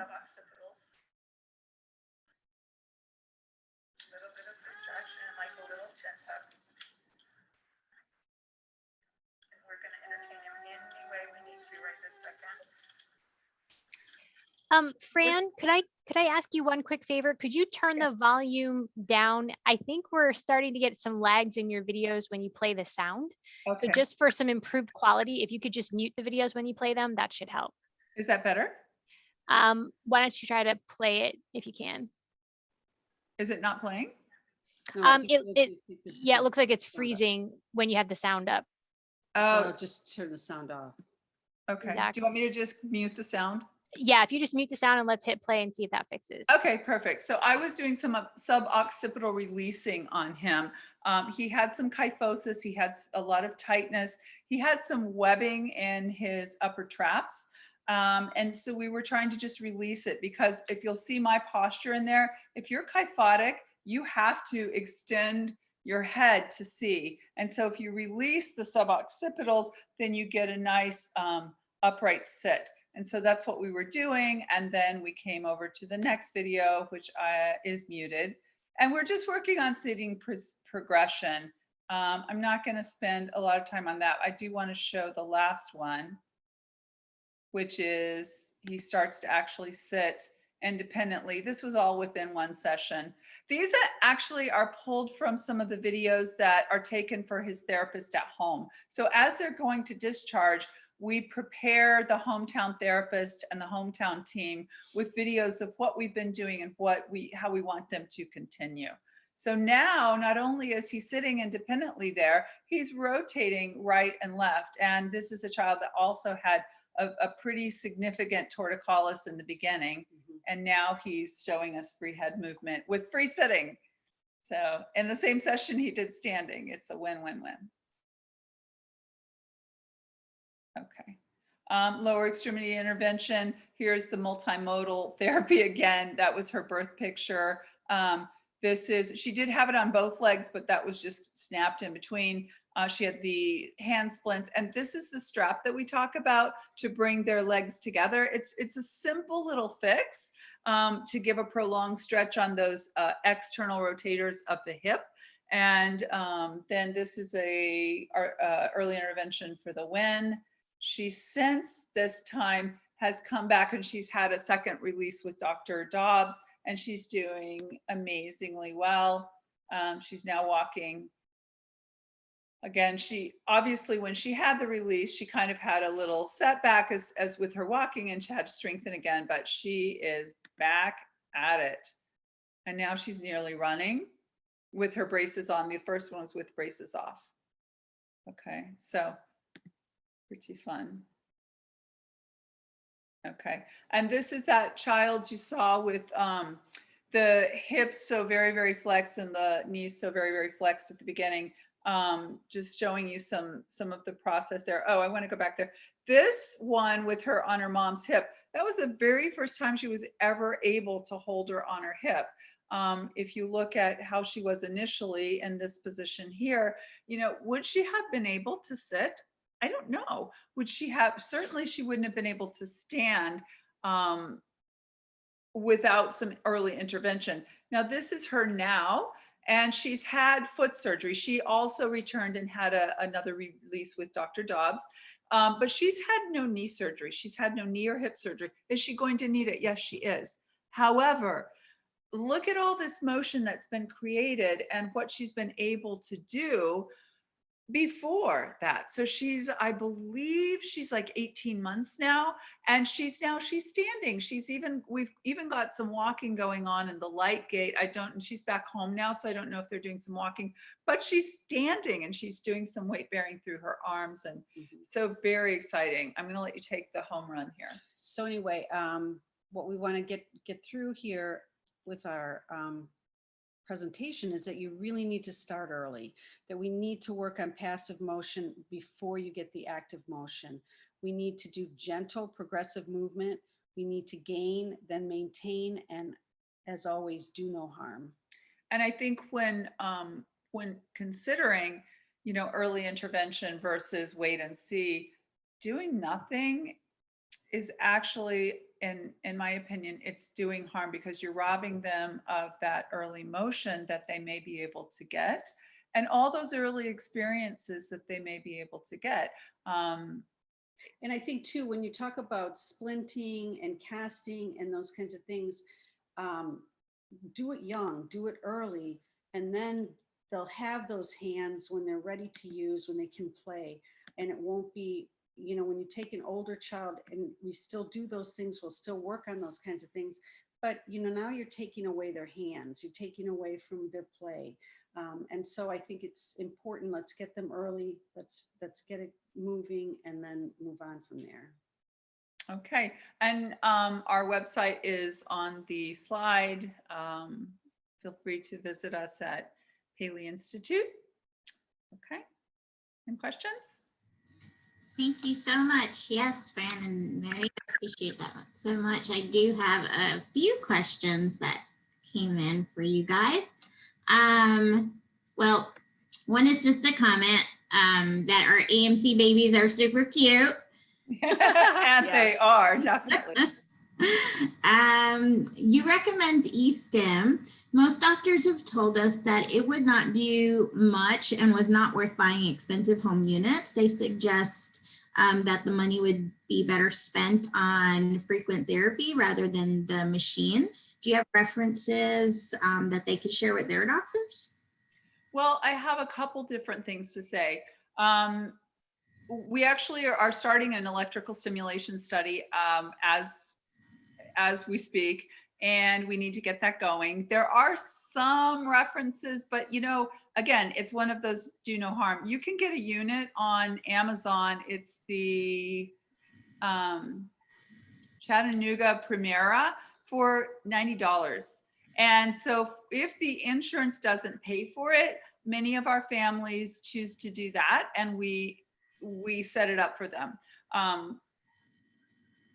And I don't think we're ever saying to put electrodes on a child and not do therapy. Yeah. Never has that ever been our approach. In Never. fact, it's part of the whole therapeutic program. So Yeah. if the child has the e-stim on, we're also working at the same time on those movements. Yeah, I wouldn't just say buy a unit and put it on all the different muscles. We're using it as part of a program. And as I've mentioned a few times, we choose which muscles we're going to be stimulating. And it's based on the child's evaluation and their needs, and what joints are best accomplished, or what movements are best accomplished with that. And then another follow-up question, does it stimulate muscle growth and strengthening? So if they're unable to access their own muscles, and we see that often, we don't see contractions until we put that on, and then they start to see, we get some twitches. And can it strengthen? Absolutely. But I think it also kind of awakens their whole neurological system, and you'll start to see some movement. Now, is it going to work with every child? It's not. I don't want to be misleading and say that every child is going to now be able to move their knee or develop biceps. We're not saying that. We're saying it does no harm.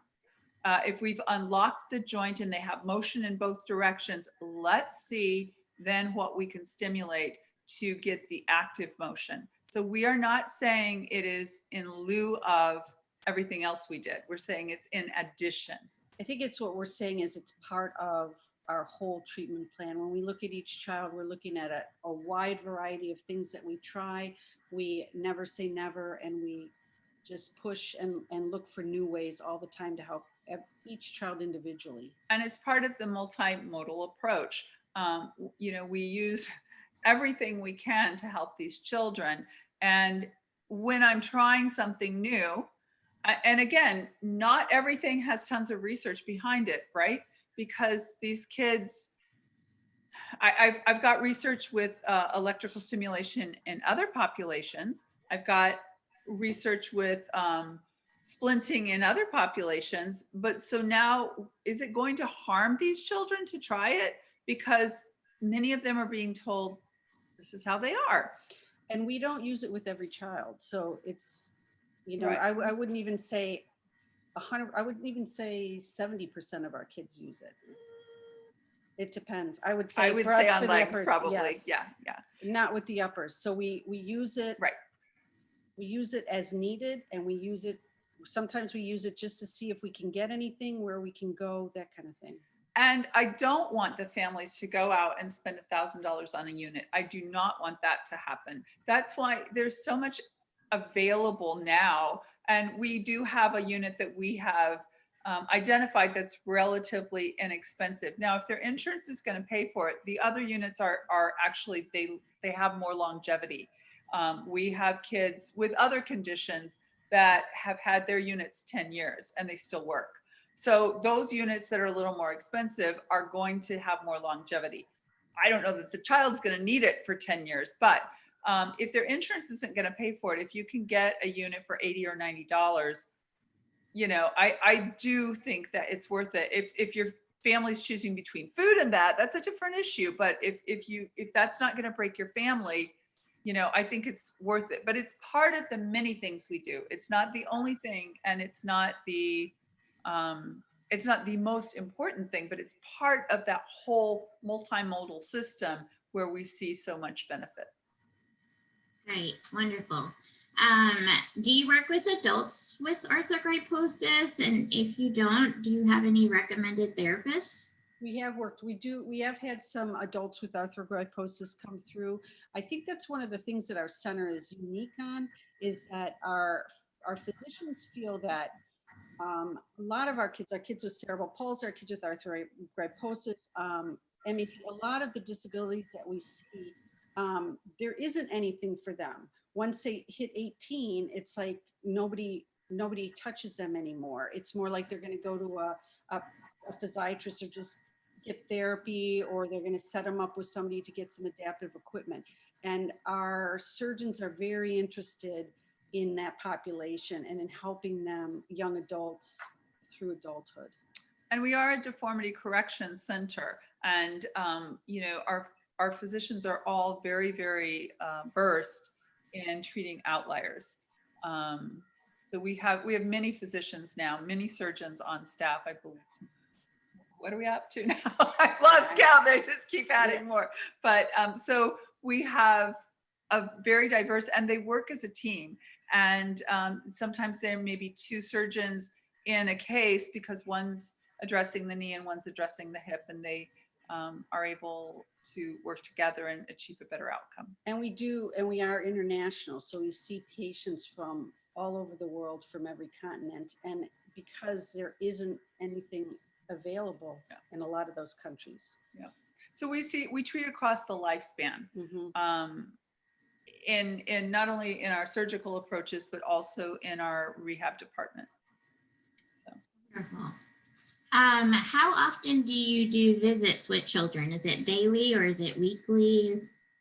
When they're here, it actually, it depends on what stage they're at. So if it's a local family that lives in town or lives within driving distance, once we get through the acute phase of the casting and everything, we may be seeing them 2 or 3 times a week. But if it's somebody who's come from far and wide, we want to get the best bang for the buck. And we want to be able to see them daily between either OT one day, PT the next. If it's a family that's had a big surgery, they are going to get daily therapy to address whatever it is they had surgery on. Great. How long have you followed up with your patients on the serial casting? Just wondering if you have long-term experience with how long the increased range will last. So what we've been doing, we follow it up with night splints. So we do not, and the other thing that we do is when we do the serial casting, and I'm talking about the upper extremities specifically, we get them to a point. If they're not going to, and then we work very hard on strengthening and maintaining what they achieve through the splint, through the casting. The thing is that if they're not going to maintain it, that's when we go and we talk to our surgeons and we say, okay, we've worked and worked and worked. It's not realistic for this child to be in splints for the rest of their life every night. So what can we do now? We've gotten the range. What can we do as far as tendon transfers, fusions? Where can we go? We've seen that if we can keep that wrist there, they've got really good hand motion. But once we take the splint off, they're just not able to do it. We got them there through the serial casting. We are keeping them there with the splint, but it's not realistic for them to be in that splint for the rest of their life. And so that's where we talk to the surgeons, and that's where we talk with them. What's our next? And regarding lower extremities, again, it's very individualized. Like the child that you saw in the last picture where she was standing with her braces on, we know she's going to need some surgery. We never said she wasn't, but we were able to get her to a point where she was able to experience standing. There are some kids that serial casting and then they're there, and I've been at this center. I was fortunate enough to begin this center with Dr. Paley in 2009. And some of the kids I still see that I saw in 2009. Right. Some have needed surgery for knees, and some have never needed it. So it's very individual, and we do have, that's a 12-year follow-up. So. Right. So and some of those kids that we started splinting and casting way back then are now, they're in school and they're so we're following and we're tweaking whatever they need. And so I guess as far as how long will it last, it's specific on a certain child, and also on the follow-up with the splinting and with the home program. It's not, even in the best case scenario where the perfect splints have been applied and the parents do the stretches and everything's gone perfectly, they may down the road with growth need some surgery. But I think you don't just choose not to do it because they still may need surgery anyhow, because we gave them a few years in there without it. And it's very hard to walk on a leg that's bent at 50 degrees. But if you can get that leg to minus 15 degrees, Right. And if they do need surgery, what we've achieved through the casting, it's much less invasive. Right. It's not as. And you're strengthening. You get the opportunity to strengthen that opposing muscle group. And you know, if you're flexed and stuck at 50 degrees at the knee, meaning or 90 or whatever it is, if you're extremely stuck, you're not able to work that quadriceps through the arc. It's just not going to happen because it's stuck. So yeah, we're very realistic, and we work with the families, and they'll come in and they'll say, you know, I just really, they can't hold a pencil, they can't do this, they can't do that. What can we do? And we will tell them, let's try this, let's do this, let's be aggressive, let's see what we can get. Great, thank you. Our AMCer has lots of fatty tissue around their joints and his elbow, so it's hard to tell which way to bend it. I'm afraid I'll break it. It moves a little, but I can't tell if it's the right direction. Any tips? Well, you know what? It's important to get our hands on it. I don't want to tell you how to stretch your child without me putting my hands on your child. So I would hope that your therapist would feel a little bit more comfortable, but it's confusing at first. It is, and what we do is we put our hands on top of the parents' hands initially, so that we know, and we show the parents, we touch them, and we say, this is the kind of force I'm putting. This is where my hand. Do you feel where I'm pushing? Do you feel that through your shoulders? Do you feel that? And then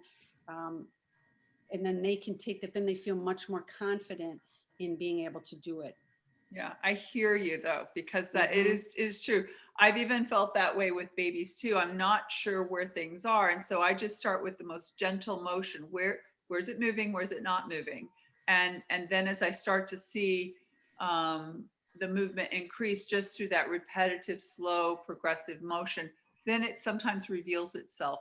But I don't want to give any information over a Zoom lecture and then have someone go and feel like, oh, now I get it. Yeah, and I think you really have to look at what position, for example, on the elbow, what position is that shoulder in? And the forearm. Right. So the forearm's usually extremely pronated. I often will start with supination and then supination and flexion.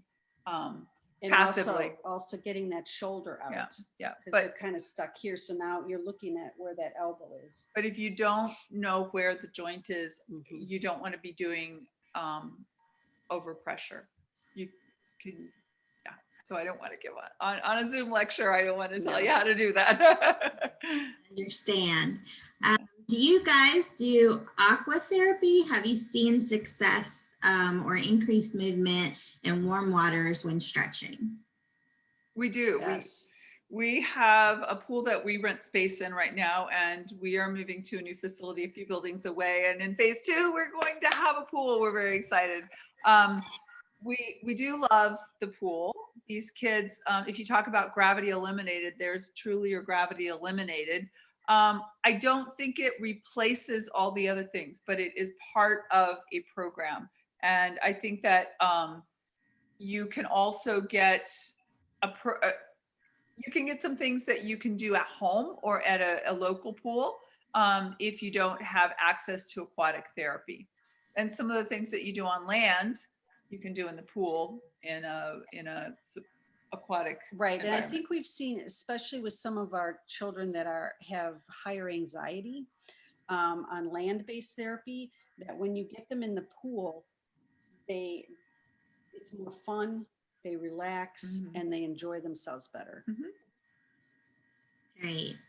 Okay, so this is going to be like a 2-part question because they're very similar, and you could probably address them both at the same time. Do you guys have a YouTube channel that showcases some of the videos that you showed tonight? And then do you prepare training videos for therapists so that way they can see some of the interventions that you guys do at Paley? We don't have a YouTube channel. I have a fair amount of YouTube lectures out there. And some of those amazing kids are in some of those. We do teach therapists from all over the world. So we have a course that we run in most years. Right. We didn't run it last year for obvious reasons. And I think we're going to wait till 2022 to resume our live courses. But we train therapists. We train them on limb lengthening and deformity correction, the surgical rehabilitation of it. And then there's a preceptorship where they stay with us for up to a week or two afterwards. And we can really make the therapy exactly what they want for it. So if it's somebody who's interested in learning more about working with children with arthrogryposis, we see that all day, every day. And we can bring them into sessions with kids with that specifically. If it's somebody who wants to learn more about limb lengthening, we see that all day, every day too. So we can really tailor what the therapist needs. And then we also prepare our hometown therapists with those videos of the child that they're going to be receiving. Right. And we've also done Zoom conferences with the therapists so that it might be that the child's either in a session with us or the child could be in a session with the home therapist, and we're talking and interacting and giving suggestions. And some of our parents choose to bring their home therapist with them. And we certainly encourage that, and they just become a part of our team while they're here. It's interesting. We've had therapists come out and train with us and then go back to their countries and become the authorities in their countries. We have a team in Israel that spent time with us, and now we've gone back and forth. I've gone to their country and taught. They've come here and shadowed, and now they're the go-to in Israel. And it's so lovely when I know a child is going back to that environment, because I know that they're going to do really well, because Atara and her team, I'll give a shout out if she's on, are going to have their hands on them. So, and like, if you have a therapist who's interested in coming to see us, you know, I know that unless you're in a big city, there's probably not a lot of AMCers, but we have a few kids in clusters in different cities. And if you find a therapist that's good and they want to come train with us, I can bet most of the other AMCers in that area might be looking him or her up. So yes, yeah. That's wonderful. Well, I want to thank both of you, Fran and Mary, for your wonderful presentation. And thank you for taking the time to answer questions from our community and our attendees. We appreciate you so much. We thank you for the invitation. We love meeting this crowd. Yes, and we hope to see you guys next year. In person. Yes. It's a really nice dinner. Yeah. Yes. All right. So I don't know. Jean, are we ready to wrap it up? We are ready to wrap it up. So I'm getting that screen share back up for you, Ani. Just give me one moment. Very good. Thank you all so much for joining us today. We appreciate all of your attention and your commitment to day 5. Are we on day 5, Jean? We are. Yes, so we are tired. Going into day 6 tomorrow with Dr. David Feldman and Dr. David Fromberg. So that should be a great presentation. So don't forget to sign into that tomorrow, starting at the same time, 6:15. And then Saturday, we have Dr. Nichols and Dr. Van Bosa, and our closing ceremonies where we announce our 2022 conference location. I am so excited about that. So I'm hoping, praying, crossing my fingers that we all get to be in person and hug Misha and Marty and everyone else. So thank you everyone for being here. And don't forget that our virtual conference will be posted online on our YouTube channel. So for your viewing pleasure, if you didn't have a chance to chime in today and visit with us. So those videos will all be online at the conclusion of the virtual conference. So thank you so much, and we will see you all tomorrow. Bye, everyone. Good evening. So now's the time. Look in that lower corner and find the red leave button and leave us if you can, because you can come back tomorrow evening. Bye, all. Thank you for joining. Bye. Have a good night. Bye-bye. Good night. Thank you for joining. Buenas noches. Ready for Chipotle. Girl, yes.